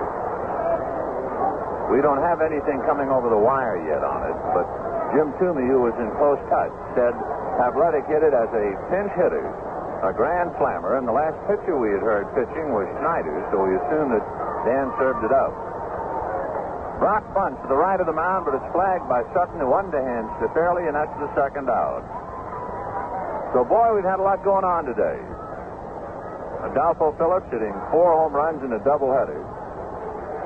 And in his last shot to try and tie Musial's mark of 5 in a doubleheader, he singled. A pinch hit grand slam home run by Don Pavletic to give the Reds a split with Houston. And the Cubs wind up holding off the Mets. The second game, the Cubs 18 and the Mets 10. After the Cubs had won the first game 5-3. Winning pitcher Hartenstein, the losing pitcher Wilhite. The pitch to Bobby Tolan, over for a strike, 0-1. 2 down here in the 4th inning. 5-4 in favor of the Cardinals. The Cardinals won the first ball game 8-7. Sutton's slow curve is grounded back at first to Fairley, who whirls and flips to Sutton, covering for the out. So the Cardinals are out in the fourth at the end of 4, 5-4 St. Louis, and here's Jerry. The first half of today's game brought to you by the Union Oil Company of California, the company that brings you America's strongest tire warranty, the Insured Tire Warranty. The second half brought to you by Packard Bell, master craftsman of fine TV, color TV, and stereo, and to the Packard Bell dealers throughout the West. Get the mail order habit while the Dodgers are out here on the road. For the great homestand coming up, Reds, Braves, Cards, Giants, send your orders to the Dodgers, Box 100, Los Angeles 90051. Box seats $350, reserve seats $250. Add 25 cents to your check or money order for handling and mailing. If you want a block of tickets, 30 or more, send orders to Group Sales, Dodgers, Box 100, Los Angeles 90051. And remember to ask that the name of your group be put up on the Dodgers' famous message board. We're happy to give that added distinction to your party visit.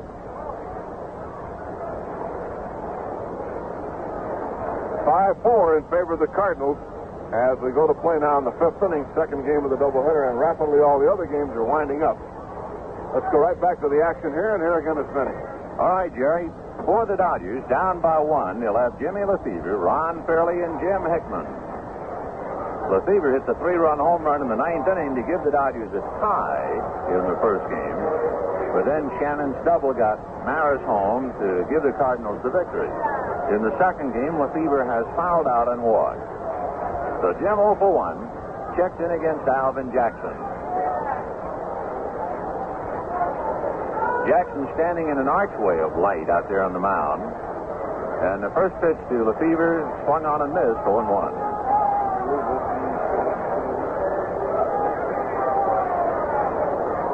We have not received any report over Western Union as yet about Pavletic's Grand Slammer. We're going strictly by Jim Toomey's word. The pitch to Lefevre, slow curve, missed, 1-1. There might be a little pandemonium over there in Cincinnati, taking it a while to get on the wire. 1-1 to Jim Lefevre. Jimmy takes a look at the next one that misses, ball 2, 2-1. Phil Regan gets up in the Dodger bullpen and will begin to loosen up to Jimmy Campanis.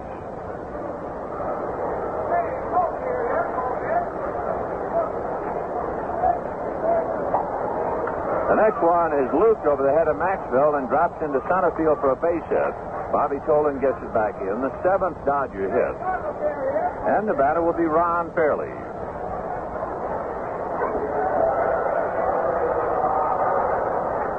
Five to 4 in favor of the Cardinals. Fifth inning.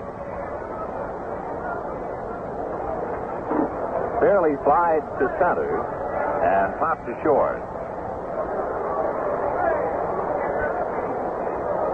Washington beat the Red Sox 8-7 in the second game after Boston beat Washington 4-3 in the first game. There's a little looper short hop by Javier, who flips to first to get Fairley. Down to second base goes Lefevre. Boston that time scared Washington. It was 8-4 in favor of Washington, and the Red Sox got 3 in the ninth, but still fell short.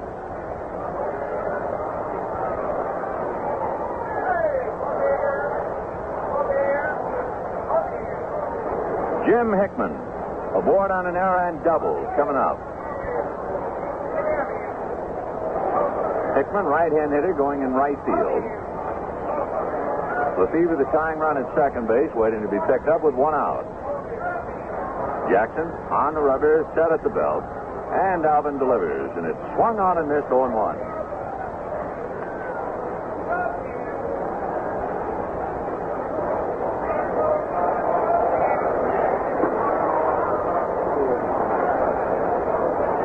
Hickman backs out, dries off his hands. Dick Schofield on deck. Jackson leading Dave Ricketts signs. Now he's ready. Strike 1 pitch on the way. Just outside and low. 1 ball and 1 strike. Looks like Alvin turned that one over so that it acted somewhat like a screwball. 1-1 to count. Ron Willis loosening up, a right-hander in the Cardinal bullpen. The White Sox won a doubleheader from the Yankees, 2-1 and 3-2. Yankees got 2 in the bottom of the ninth, but not enough. The pitch to the hitter Hickman is over for a strike, 1-2.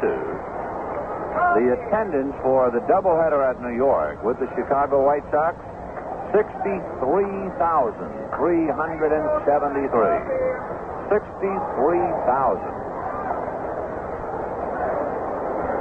1-2 the count to Jim Hickman. Jackson checking with Ricketts. Lefebvre off second base, 1 out. Jackson at the belt, and the 1-2 pitch on the way is a one-hopper hit right at the third baseman. A bluff by Shannon to second, and he throws to first, and Cepeda just did stay on the bag in time. He came off it, but it was ruled that he was on it for that split second necessary. So Hickman out sharply to Shannon to Cepeda. Lefebvre holding, and with 2 out, Dick Schofield the batter.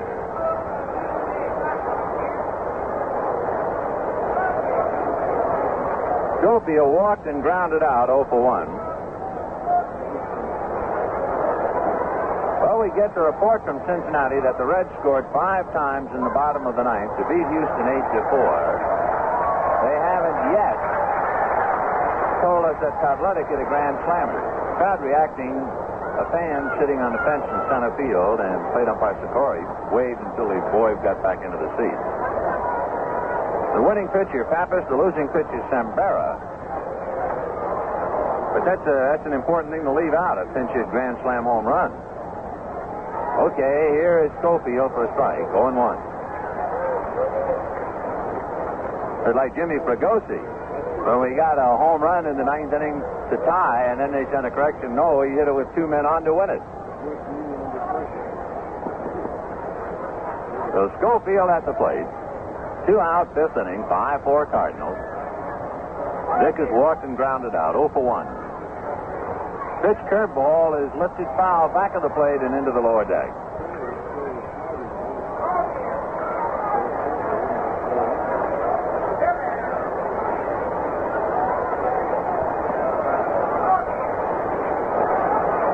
To the deck. Jeff Torborg waiting on deck. Second game at Kansas City is still very much alive. Cleveland won the first game 12-1, and they're even 2-2 with Kansas City in the bottom of the 4th at the nightcap. Milt Pappas split a doubleheader. He was the losing pitcher in the first game to Houston. He got the victory in the second game. Pitch to Schofield is outside. How close it was. Dave Ricketts almost rolled that ball back to the mound. 1-2 the count to Dick Schofield.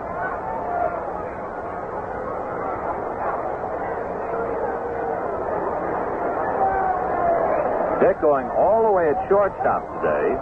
He had 2 hits in the first game. A walk, grounded out in the nightcap. 1-2 to Dick. Jackson set at the belt, checks Lefebvre, delivers, and the fastball is lined at Javier. So Javier handles the line drive by Schofield, and the Dodgers leave Lefebvre at second base. No runs ahead, a man left, and at the end of 4 1/2 innings, the score, the Cardinals 5, the Dodgers 4. Bottom of the 5th inning, 5-4 Cardinals, 5 runs, 6 hits, and an error. Dodgers 4 runs, 7 hits, and no errors. Don Sutton and Alvin Jackson. For the Cardinals, Roger Maris, Orlando Cepeda, and Mike Shannon. Crowd kind of quiet right now. A lot of folks have headed for the hills. They've seen a lot of baseball today. The Cardinals winning the first game 8-7 in over 3 hours. And the second game, we're in the bottom of the 5th. And local time here, it's getting to supper. 6:30 coming up here in St. Louis. Roger Maris walked, fouled out. He's 0 for 1.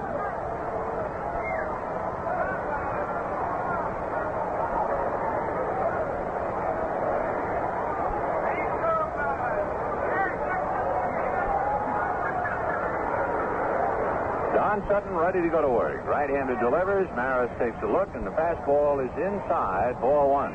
1-0. Cardinals scored 4 in the first. The Dodgers got them back with 2 in the second, 2 in the third. Maris fouled the pitch away. And then the Cardinals got a run in the bottom of the third to recapture the lead. 4-3. Now 5-4. Cardinals out in front. They won the first game 8-7. Dodgers trying to snap a 6-game losing streak after winning the first game on the road trip 4-2. Pitch to Roger Maris, low. 2-1 the count.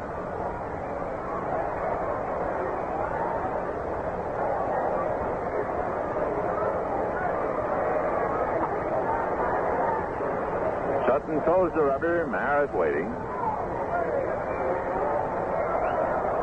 Now Don's 2-1 pitch to Maris. Fastball, pop foul, back of the plate and out of play.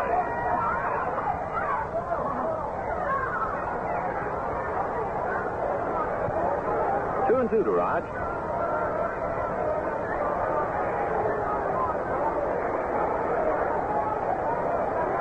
Cepeda with a double and a walk on deck.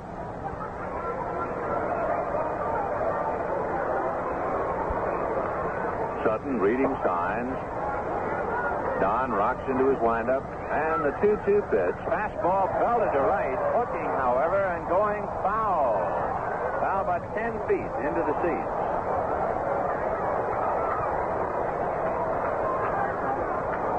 Maris pulled it too much. 2-2 to Rogers.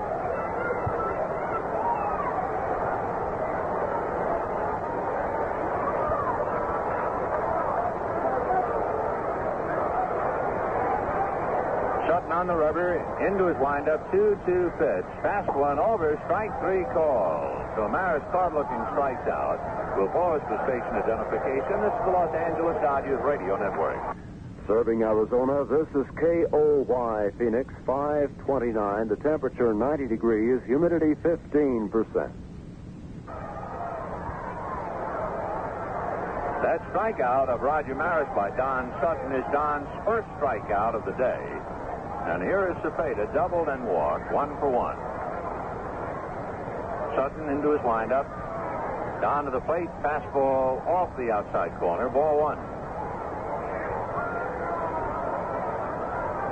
Packard Bell sending you the picture from Busch Stadium in St. Louis. Now the 1-0 pitch to Cepeda. Fastball hit off the end of the bat, foul to the right of the plate and going well back out of play in the second deck. 43,159 on hand today for the doubleheader. And they might have had more. Trouble was there's such bad weather all around this area that the weatherman was making dire predictions, and an awful lot of people, I'm sure, decided to stay home, and it turned out to be a beautiful day. The pitch outside, ball 2, 2-1. Last night they had 30,000, but they had tornado warnings all around town. In fact, there was a small tornado yesterday that was heading straight towards the ballpark. Fortunately, it veered off, but that's not going to help people make up their minds to come. There's a line drive up the alley in left center. Johnson chasing it to the wall. Cepeda goes into second base, standing with a long double.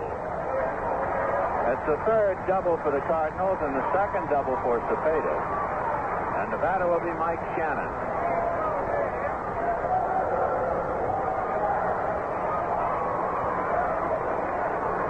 So each side with 7 hits, with the Cardinals leading 5-4. Shannon has singled and hit into a fourth play.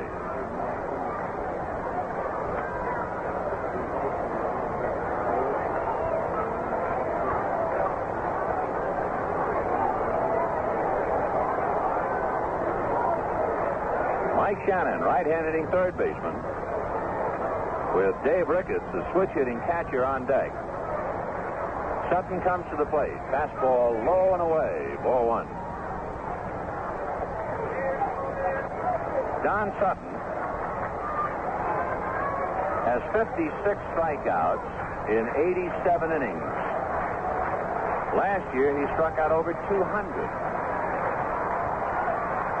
The 1-0 pitch on the way, low and outside, ball 2.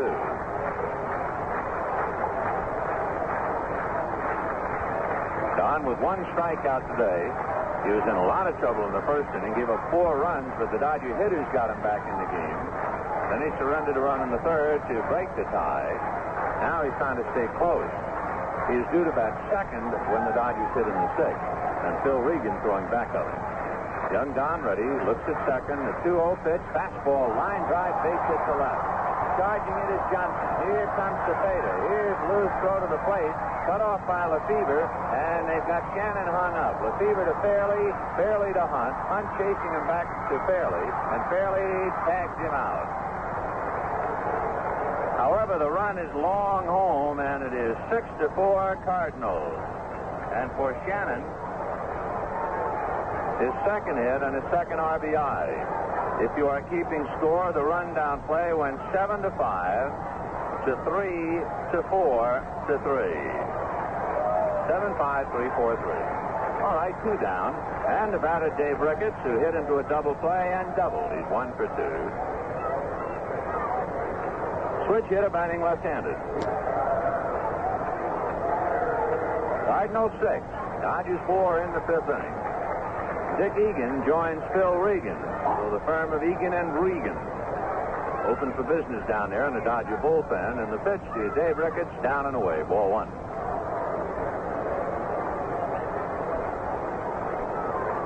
6-4 Cardinals in the 5th. The 1-0 pitch on the way, fastball fouled away, 1-1.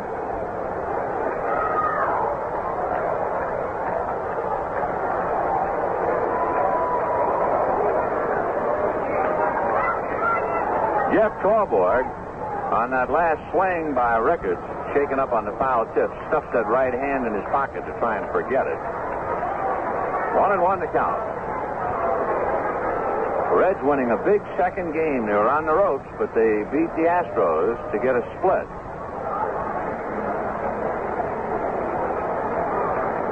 One ball, one strike to Dave Ricketts.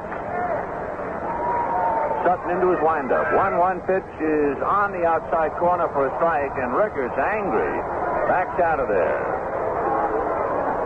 Dave Ricketts was an excellent basketball star at Duquesne University several years ago. He's from Pottstown, Pennsylvania, and lives in Rochester. He had a great season last year at Tulsa, where he hit .327. He's been playing pro ball since 1957. 1-2 pitch, curveball got him looking, and Ricketts walks away in disgust. For the Dodgers in the 5th inning, they surrender a run on 2 hits. And the score at the end of 5, the Cardinals 6, the Dodgers 4.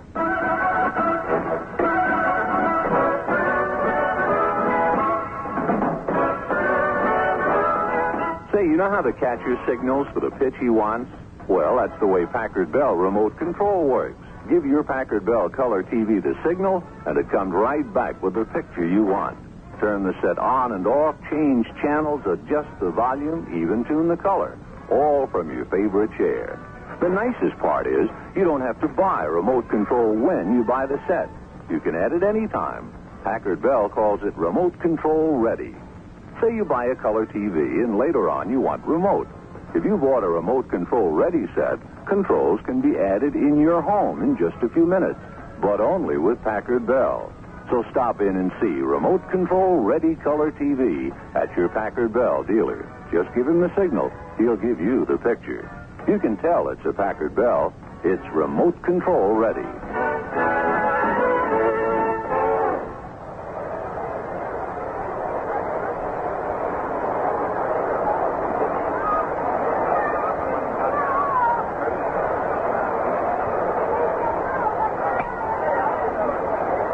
Sixth inning, 6-4 Cardinals. For the Dodgers, Jeff Torborg. Then we'll see about Sutton or a hitter, and Wes Parker.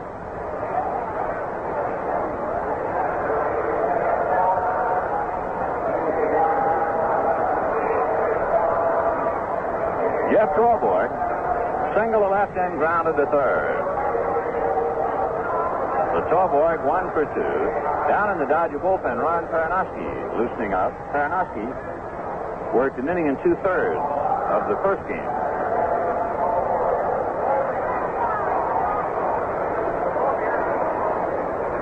Ground crew cleaned off the infield and we're ready. In the sixth, 6-4 in favor of the Cardinals.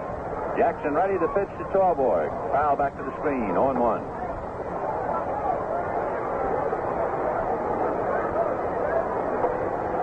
Six runs, 8 hits, and 1 error for St. Louis. 4 runs, 7 hits, no errors for the Dodgers.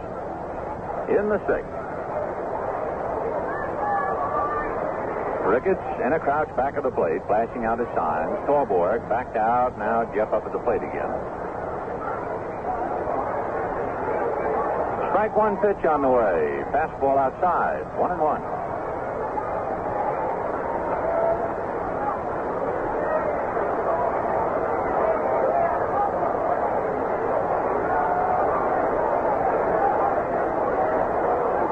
One pitch, fouled at the plate.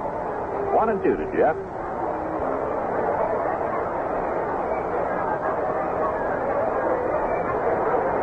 Don Sutton went 5 innings, and now Nate Oliver comes out on deck, so Sutton has had it. Don allowed 6 runs, 8 hits, struck out 2, walked 3. 1-2 pitch on the way. Curveball grounded to third baseman Shannon. Mike is up with it. Cross to Cepeda in time for the out. The Torborg hits the curveball to Shannon, 1 away, and now Nate Oliver will hit for Sutton.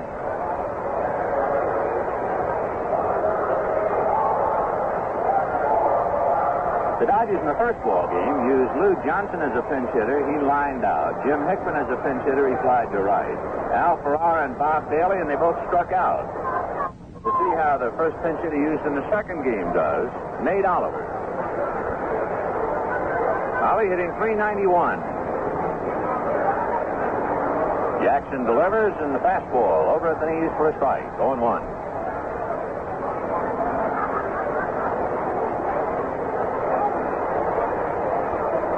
No balls, 1 strike to Nate Oliver. Alvin Jackson comes back and is a one-hopper hit through into left field for a base hit. So Oliver singles to left with 1 out in the 6th, and the Cardinals leading 6-4. The Dodgers 8 hits.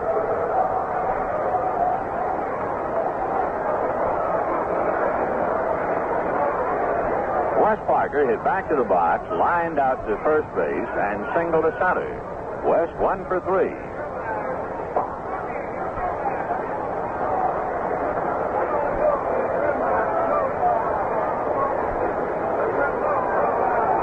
Jackson on the rubber, looks over at Nate Oliver, comes to the plate, and the fastball is drilled to right field, but Maris back in the shadows makes the catch for the out. And Oliver returns to first base. Ron Willis still throwing in the Cardinal bullpen, and Ron Hunt will be the batter. 43,159 out here for the Sunday doubleheader. The Dodgers moving to Chicago, and the Windy City must be exactly that today. There were a dozen home runs hit in the doubleheader between the Mets and the Cubs. That's still 3 shy of the record of 15 hit in the doubleheader at Chicago.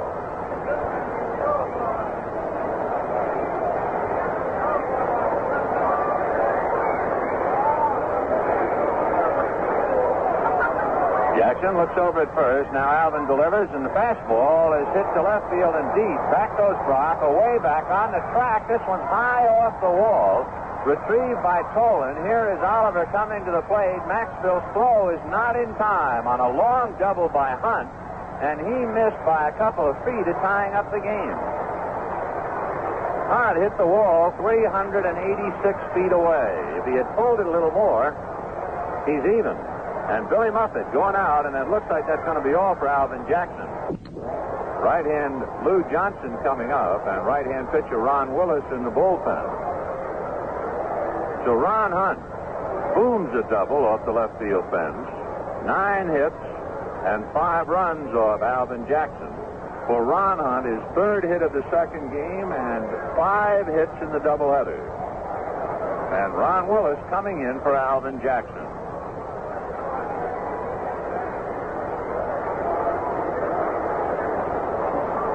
So Jackson leaves having pitched the required number of innings to earn a victory. He leaves with a one-run lead. However, the potential tying run is his responsibility at second base. So Alvin could win it, or he could have nothing to do with it. The only comfort and solace to him since he's been KO'd is the thought that he can't lose it.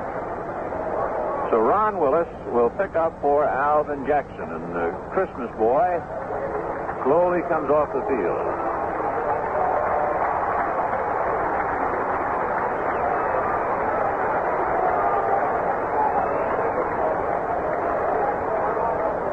Jackson went 5 2/3. Gave up 9 hits, at least 5 runs, walked 2, struck out 2. And Ron Willis, who is a converted outfielder, will try and bail him out. Jerry, do you have a proclamation? Well, Western Union, tardy, but nevertheless, finally got it through. The mule train got through. In their summer, they finally acknowledged that Don Pavotic hit a home run with the bases full over in Cincinnati. That's the first word we'd had. And we've been sitting here waiting, and had not the Cardinal ballpark been in touch with Cincinnati, would have never known about the home run. We'd have just seen that 5, and we'd have wondered about it for a long, long time. But anyway, it's the split of the doubleheader over there as Houston and Cincinnati divide the doubleheader. Of course, the Cardinals were really pulling for the Astros in that one.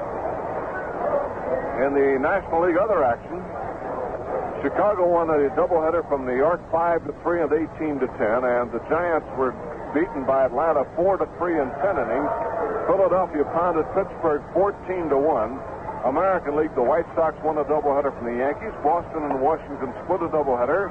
Cleveland won the first game by a score of 12-1 over Kansas City, and they lead the second game 3-2. Minnesota, Baltimore. First game went to Baltimore 5-2, and the second game just getting underway. And Jim Fregosi hit one in the bottom of the ninth inning with 2 on for the Angels to win from Detroit. That's it, Vinny. All right, Jerry. Ron Willis from Tennessee, born in New Bern and lives in Memphis. He's a converted outfielder. He's 6'2", 190-pounder. Willis delivers in the sidearmer over for a strike to Lou Johnson, 0-1. The day that Willis received the news that he was to be converted from center field to a pitcher was the same day he had 4 hits in a low minor league game. Strike 1 pitch on the way. Fastball hit in the air to right field. Maris coming in and over a bit, under it now, and makes the catch for the out. So the Dodgers, for 5 consecutive innings, have left a man at second base, and they're trailing by 1 run. Fly ball to right. They do get 1 over here on 2 hits. And the score at the end of 5.5 innings, the Cardinals 6 and the Dodgers 5.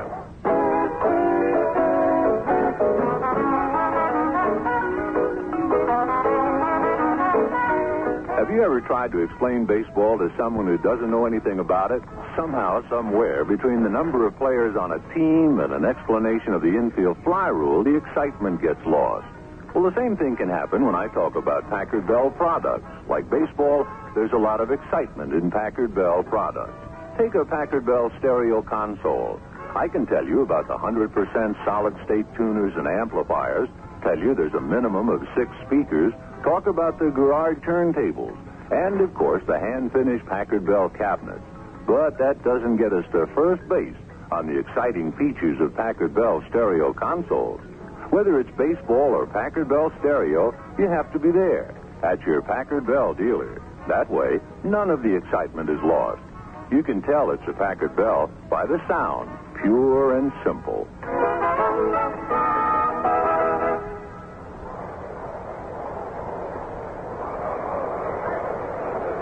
Bottom of the 6th inning, 6-5 in favor of the Cardinals. They won the first ball game 8-7. Ron Perinoski will now pick up and make his second appearance in the doubleheader. So Don Sutton went 5 innings, gave up 6 runs, 8 hits, walked 3, struck out 2, and Perry is his replacement.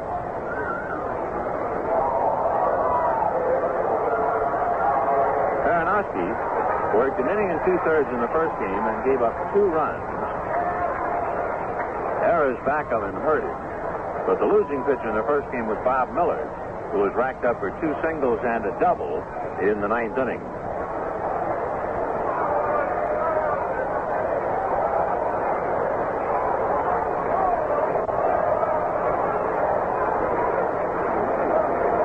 Julian Javier will lead it off. Aronofsky ready and delivers. Big change high. Ball 1. 1-0.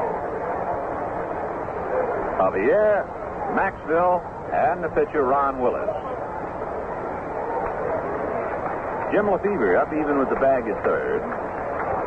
Aronofsky checks the scoreboard. Ron ready. 1-0 pitch on the way. Curveball over for a strike. 1-1. The Dodgers somehow, some way, trying to find out how to break a 6-game losing streak. So far, they've been unable to come up with the answer. Here's the 1-1 pitch. Fastball outside, gets away from scoreboard, ball 2. The Dodgers have left 7 men on base through 6 innings. They left 11 men on in the first game. And on this road trip, that means 3 times they've left 11 men on base. And have all been losses and all 1-run games. So you can understand the ball club is, well, to say perturbed would be an understatement. The 2-1 pitch. Hit off the hands and a fly ball to center. Coming up in a hurry is Parker and makes the catch. 1 away. Maxville fouled out to right, flied to right. So somebody said to Dow, why don't you try going to the other field? He said, all right. He's 0 for 5 on fly balls to right field in the doubleheader. He's been on base once, he walked.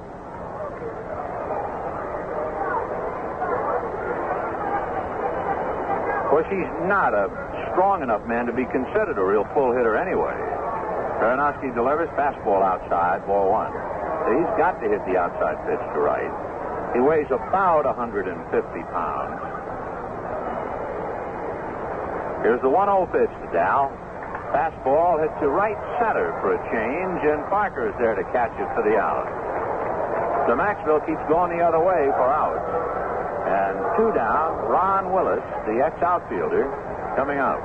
Boy, talking about ex-outfielders, how about the Mel Queen story?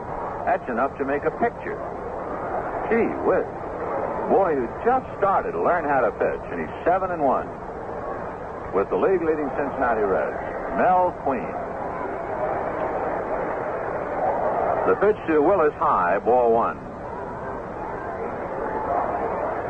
You know what Queen's earned run average is? 1.9. Imagine. Fella just starting out. There's a line drive base hit for Willis, who still knows how to swing the bat. So he swings like an outfielder and singles to center. Hit number 1 off Aronofsky, number 9 for the Cardinals. And it brings up Lou Brock. Brock, considering the fact that he is an explosive ball player, has been relatively quiet today. He walked and scored a run in the first inning of the first game, walked and scored a run in the first inning of the nightcap. But that's not usually enough for him.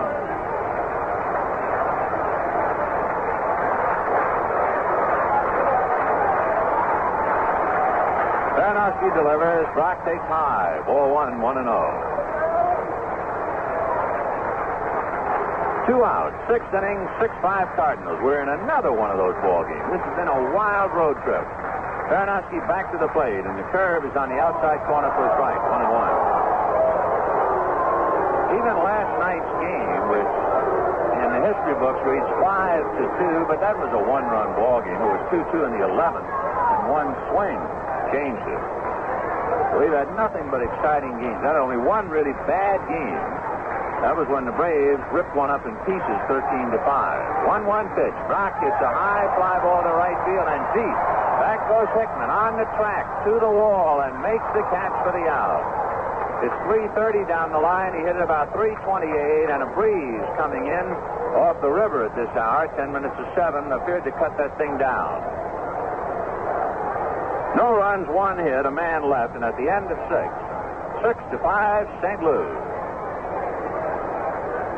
Don't forget, the Dodgers will be playing the rough ball clubs when they get back home, and it's essential to have more excitement at Dodger Stadium.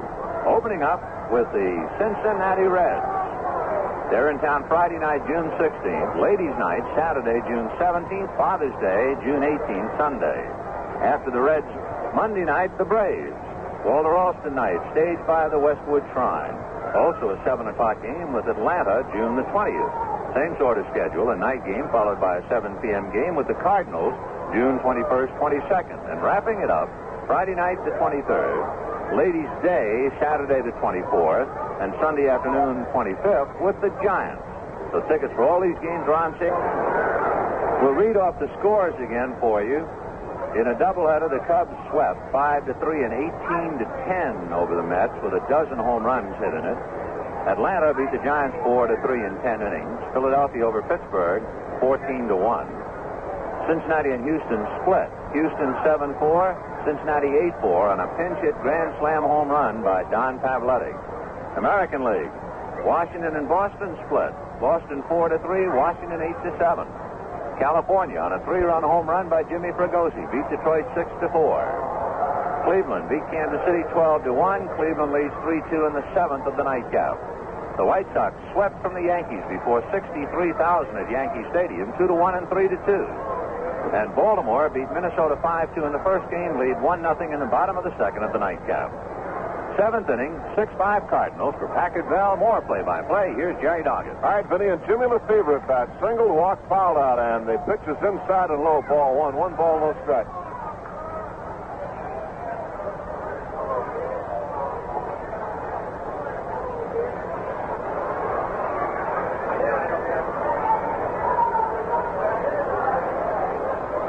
Ball one to Lefebvre, backs out. Jimmy in the first game had a 9th inning home run to drive in 3 runs and tie the score.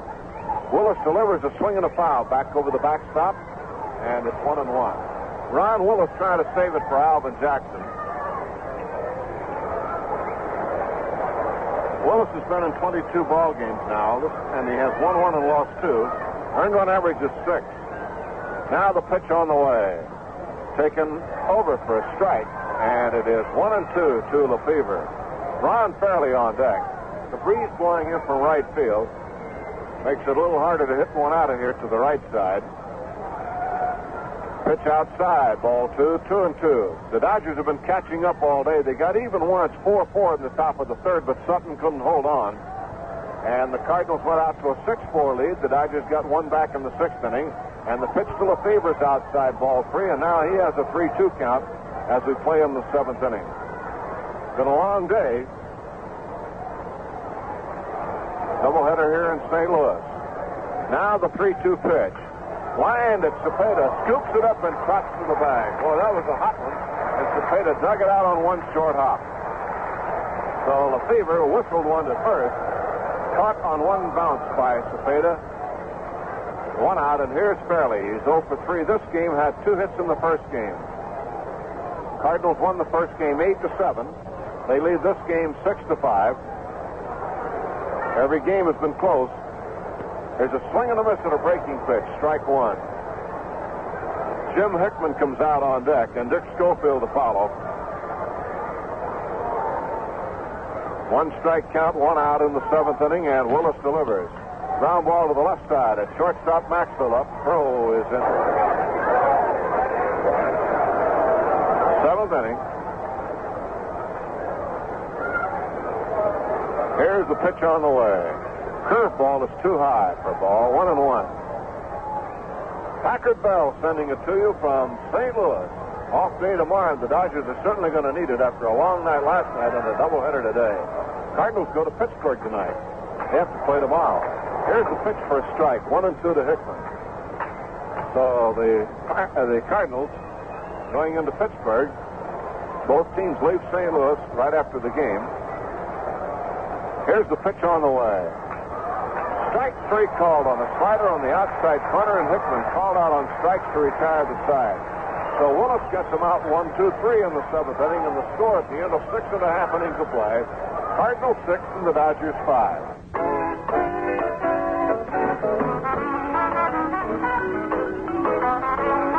Packard Bell puts the best in home entertainment inside truly beautiful furniture. Take a Packard Bell color TV stereo combination. It'll give you precise, true color reception anytime you like, or just pure sound. your favorite record or radio station as it should sound. It performs beautifully while it's on. But there'll be times when you want silence, some conversation, or just peace and quiet. And the Packard Bell Color TV stereo combination provides the most beautiful silence in the home entertainment industry. The silence of fine furniture. Available in 7 models at your Packard Bell dealer. You can tell it's a Packard Bell. Even when it's off, it performs beautifully.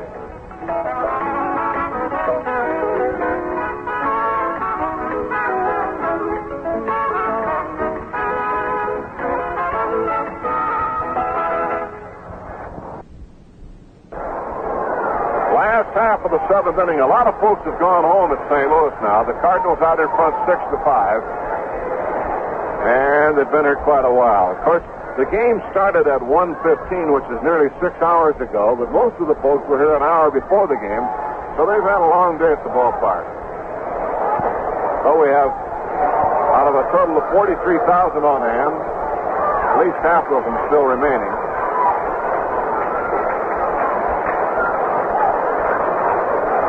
Here's Bobby Tolan's back to face Ron Peranowski in the last half of the 7th. Ron ready. Now the pitch. Bounce back to Peranowski. Throw to first base in time, and with 1 out, we'll pause for station identification.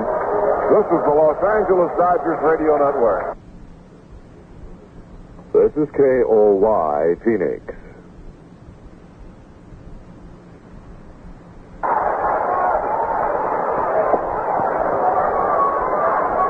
Here's Roger Maris at bat. Roger in the first game had 3 hits. Second game he has walked, fouled out, and struck out. Peranowski set to work to him. Left-hand hitter. Now the pitch. Breaking ball low. 1 ball, no strike. This will be Ron's last inning. He's due to bat third, and the Dodgers need a run, so he probably will not hit in the 8th inning unless the Dodgers get a run or 2 before the third man is up. Pitch is in there for a strike. 1-1 to Maris. Roger batting .295. He has 3 home runs and 20 runs batted in. Singled 3 times in the first game. He's played good games against the Dodgers. Long drive to right field, way back. Going, and it is in the seats. A home run for Maris.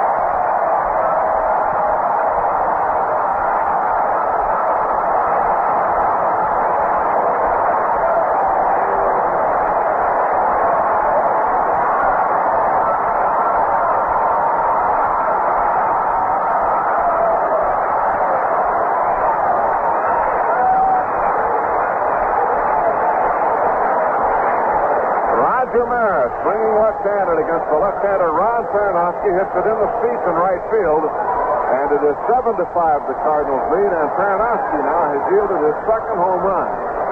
Harry doesn't give up very many, and Maris hit that one deep to right field, and the Cardinals back to a 2-run lead. Here's Cepeda at bat now as Peranowski gets set. Cepeda's had 2 doubles, 3 RBIs. Bouncing ball towards second. Ron Hunt on the outfield grass. Throws to first in time, 2 out.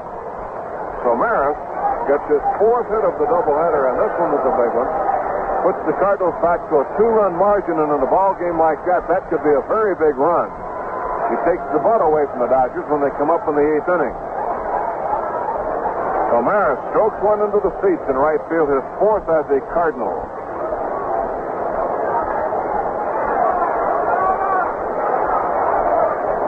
Here is Shannon at bat, and he's had a big day. He's driven in 5 runs today. Here's a curveball for a strike, 0-1.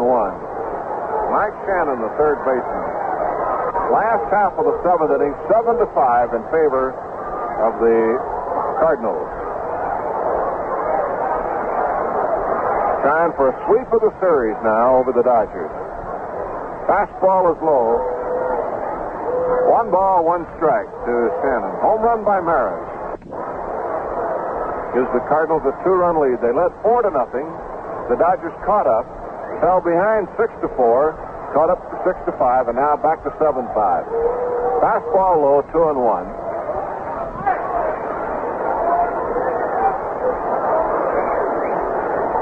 2 balls, 1 strike, 2 outs, nobody on in the 7th.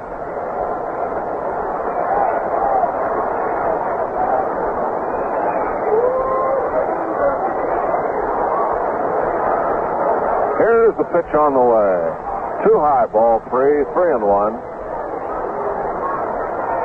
Dodgers have Schofield, Torborg, and Paranowski spots due up in the 8th inning. And they're going against Ron Willis, who came in to relieve Jackson. Now the 3-1 pitch. Curveball for a strike, 3-2.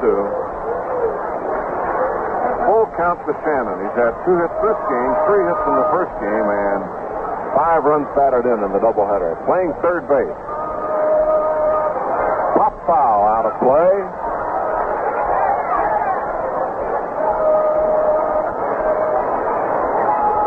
Full count to Shannon, 3-2.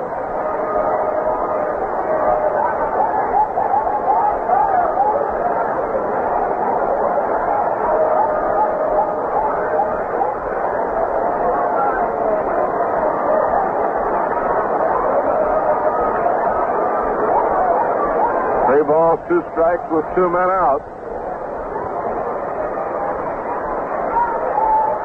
And Paranowski getting all set now to go to Shannon. Here's the pitch on the way. Struck him out with a fastball to retire the side. But the Cardinals pick up a big run on the home run by Maris. And none left on. The score at the end of 7 innings of play. The Cardinals 7 and the Dodgers 5. 1-3. 1-3.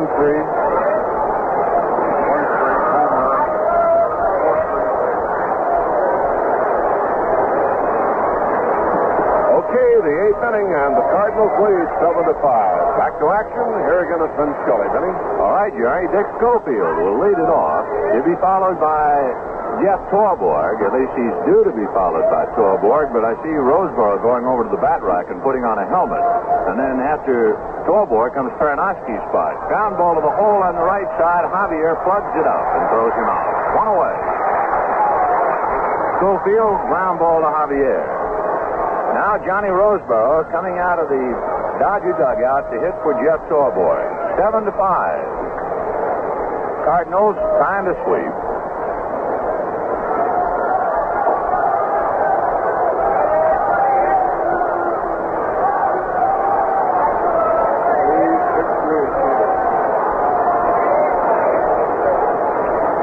Roseboro in the first ball game started, struck out, lined out, and singled.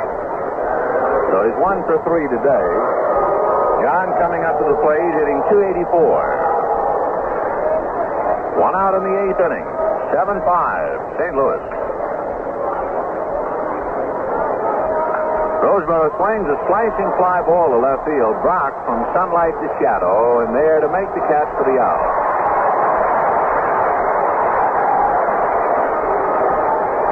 So Roseboro, a fly ball to left field. Now Willie Davis will come up and bat for Ron Paranowski. Davis giving a rest in the second game, now makes an appearance. The Dodgers used 4 pinch hitters in the first game, and they have now used 3 in the nightcap. Fastball is hit down the right field line, foul into the Cardinal bullpen. Retrieved by Bob Milliken, who at one time picked up Dodger checks. Big pitcher. Willie Davis hitting .280. 2 down, 8th inning, 7-5 St. Louis.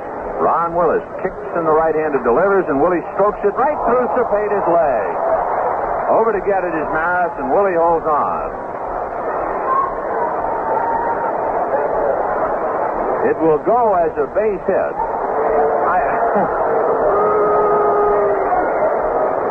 The most charitable scorer in the league would have to be here in St. Louis. So Willie Davis hits one right through Cepeda's legs, base hit for Willie. And the Dodgers, who were all over the score in last night's game, hollering and waving from the dugout, quietly sit back. There's a comebacker by Parker, and Willis slips to first for the out.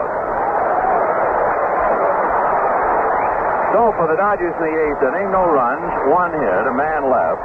Score at the end of 7 1/2 innings, the Cardinals 7, the Dodgers 5.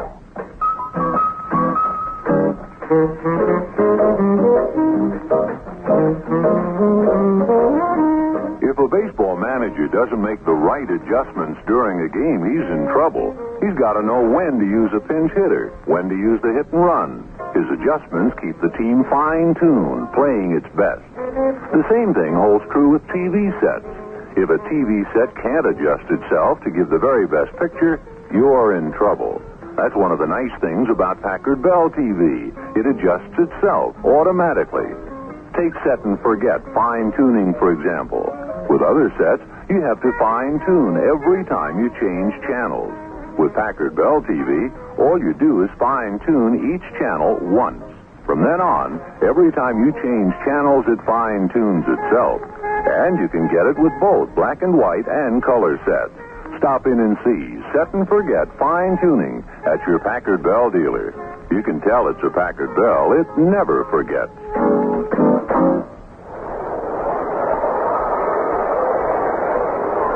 Bottom of the 8th inning, 7-5 St. Louis. And Phil Regan will be the third Dodger pitcher.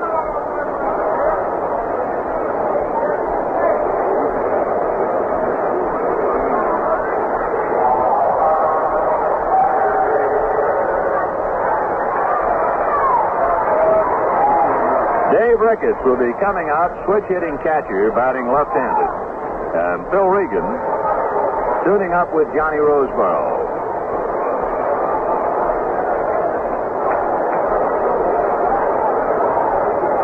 So Roseboro hits 8th and Regan 9th.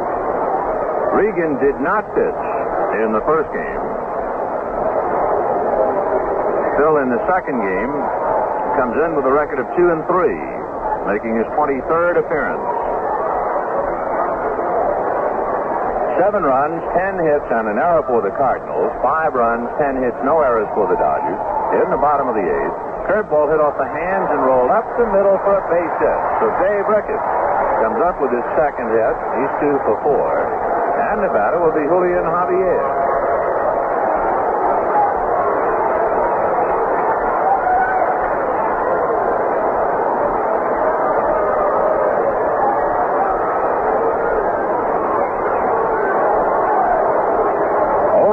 Brock and Dow Maxwell are hitless in the Cardinal lineup.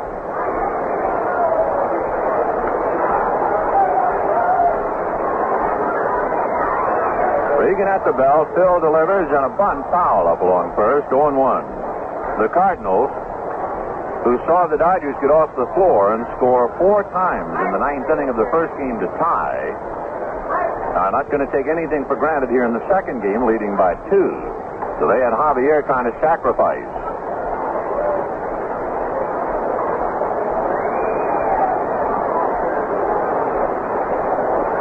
0-1 the count to Julian Javier. He singled to center and twice flied to center. Right-hand hitting second baseman. Charging the plate is fairly in a full swing that time by Javier. Strike 2. So they took the bunt off. Javier swinging a 35-ounce bat. He's not a big fella, so he's letting the bat do the work. Cepeda swings about the heaviest bat in the league that I know of. Orlando has a 40-ouncer. Clemente will swing a 38 and a 39 occasionally, and so will little Matty Alou. Strike 2 pitch, outside, ball 1. Javier is about 174 pounds at the start of the year anyway.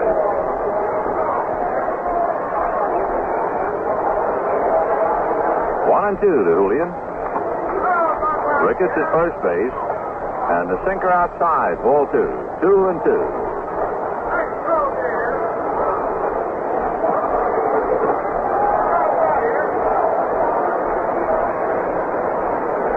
Ricketts standing at first. We're in the bottom of the 8th inning. 7-5 St. Louis. Cardinals won the first ball game 8-7. Regan's sinker swung on and missed, strike 3. So Javier strikes out.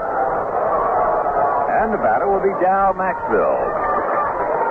Maxwell, in this doubleheader, hit 5 fly balls to the right fielder. And then his last time up, he flied to right center to the center fielder. So he's 0 for 6. Now returning to the starting lineup after Bressu had played short to give him a rest for a couple of days.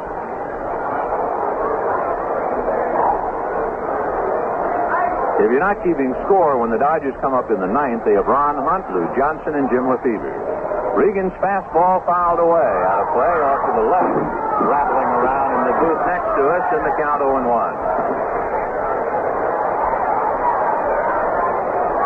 No balls and 1 strike to count.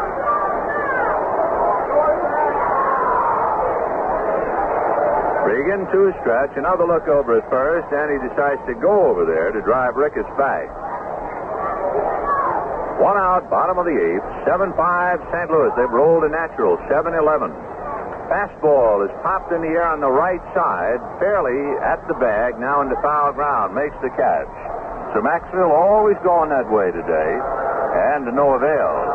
He winds up going 0 for 7 in the doubleheader. Here is Ron Willis, trying to save this one for Alvin Jackson. Willis picked up for Jackson in the 6th inning, got Lou Johnson on a fly ball to right, and has allowed just 1 hit. Left-hand batter grounds it down to Schofield. Dick up with it, has to go the long way in time for the out because they were playing Willis to pull, and Hunt couldn't get to the bag. In the 8th inning, no runs ahead, a man left. 8 innings of the second game in the books, and the score: the Cardinals 7, the Dodgers 5.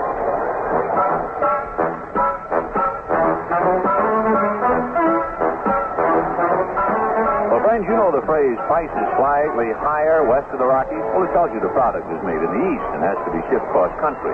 And the manufacturer wants you to pay the freight charges. If you've shipped anything recently, you know the charges aren't slight. But products made in the West are lots lower west of the Rockies. There's no cross-country shipping charge. Well, Packard Bell is a Western manufacturer. All Packard Bell stereos, TVs, and color TV stereo combinations are made in Los Angeles. So when you buy Packard Bell, you're paying for quality, not shipping charges. Why in the world do you want to pay freight on home entertainment products? Buy Packard Bell, made in Los Angeles. You can tell it's a Packard Bell. It's made in the West.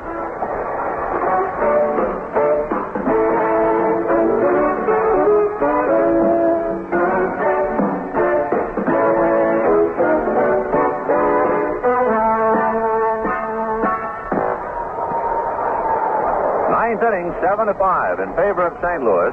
Ron Willis trying to get Hunt, Johnson, and Lefevre. The Dodgers have lost 6 straight. And if they lose this second game and they're trailing by 2 with 3 outs left to them, it would equal their longest losing streak back in 1964. After that is the unpleasant thought for the ball club to think of the 1962 team that lost 10 in a row. And after that, well, we'll wait till we cross that bridge. Ron Hunt popped up, single to right, single to left, double to left. He's 3 for 4. One of the big factors for the Dodgers on this road trip and throughout the 6-game losing streak, they get a lot of hits, but not enough runs. They really spin their wheels. They've left 19 men on base in this doubleheader so far. Hunt takes outside ball 1, leaving 11 in the first game, and it's the 3rd time on this road trip they've left 11 men. They piled up 10 more hits, and they had 13 hits in the first game. 1 ball and no strikes to Ron. The next one by Willis, over for a strike, 1-1. So Ron Hunt, 5 hits in the doubleheader. And 3 for 4 here in the second game. Willis into his windup. Right-hander kicks and delivers, and the fastball is low. Down in the Cardinal bullpen, Nelson Briles gets up along with left-hander Hal Woodishek. 2-1 to Ron Hunt. 43,159 at Busch Stadium. Hunt grounds 1 foul outside of third to Preston Gomez.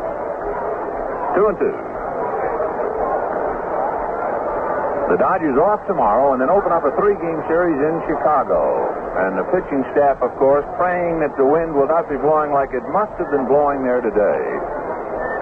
A dozen home runs hit in the doubleheader at Wrigley Field, Chicago, but that's still 3 shy of the all-time record. 15 hit at Wrigley Field, Chicago. High bounce off the plate. I don't think they'll have a play. Nope. Willis catches it, but then just turns and hunters across the bag. So Ron Hunt on a high chopper comes up with his 4th hit of the second game. 6 hits for him in the doubleheader. And he's weary, and Gene Michael will now run for him at first base. So Ron Hunt put in quite a day's work. Boy, he has become some ball player. In fact, he was a good ball player last year. So Ron Hunt, his 4th hit. The batter, Lou Johnson, who made his first start since the 27th of April, he is 0 for 4. Hit back to the box, struck out twice, and flied to right. He lined out to short as a pinch hitter in the first game. Takes a look at a fastball for a strike. 0-1.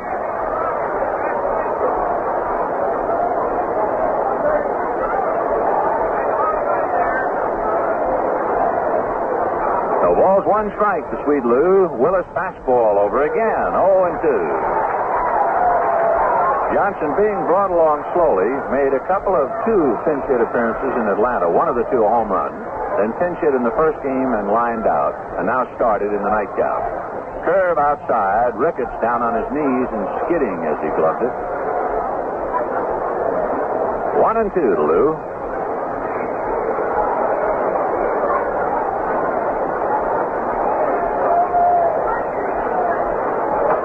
Willis at the belt, right-handed delivers. Fastball on the corner, strike 3 call. So Lou Johnson shows he's a bit rusty. Strikes out 3 times in this nightcap. 1 away, and Jimmy Lefebvre coming out. Lefebvre hit a 9th-inning 3-run home run in the first game to get the Dodgers even, but the Cardinals came back to win it in the bottom of the night. Now Lefebvre in the second game has a walk and a base hit. He's 1 for 3. And he's up there with a chance to tie it up should he hit another one out. And you can bet that's paramount in the thought of Ron Willis out there on the mound. Packard Bell sending it to you, the waning moments from Busch Stadium in St. Louis. Willis delivers and Lefebvre takes low. Ball 1.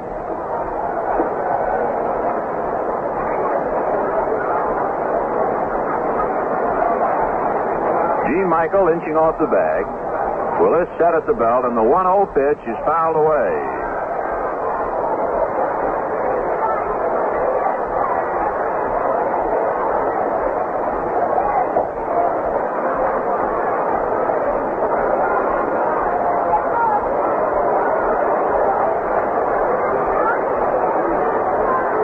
One and one. Lefebvre hitting left-handed against right-hand relief pitcher Ron Willis. 1-1 pitch is fouled at the plate. 1-2. On deck, Ron Fairley.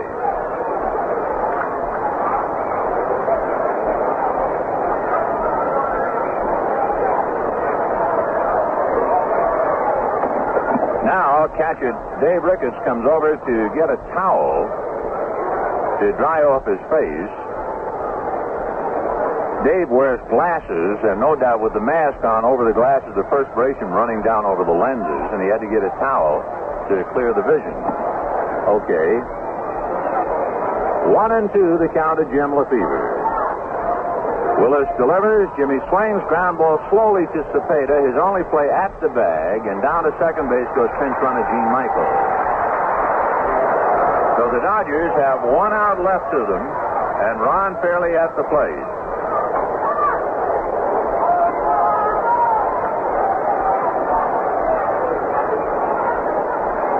Ron Fairley flied to center, popped to short, and grounded out twice. He's 0 for 4. Cardinals 1 out away from a sweep.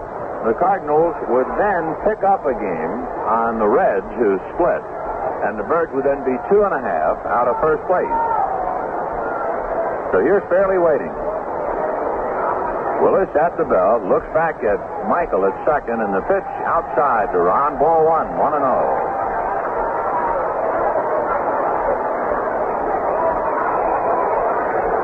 1-0 to Ron.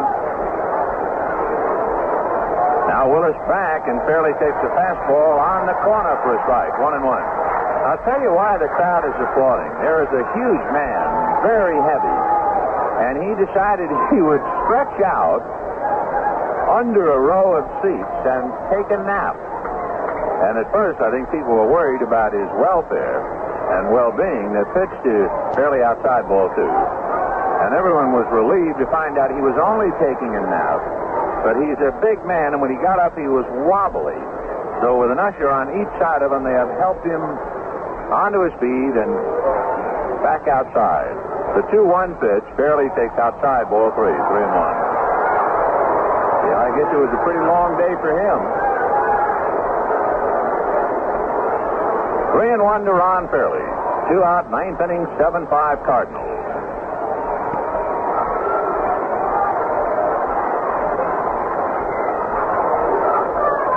Willis ready in the 3-1 pitch. A ground ball, back of first. Up with it is Cepeda. Turns underhands to Willis for the out.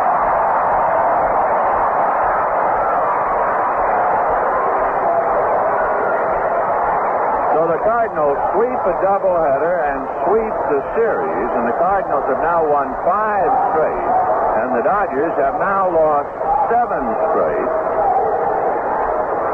Their longest losing streak since the 7 they dropped in 1964. In the second game for the Cardinals, 7 runs, 11 hits, and 1 error.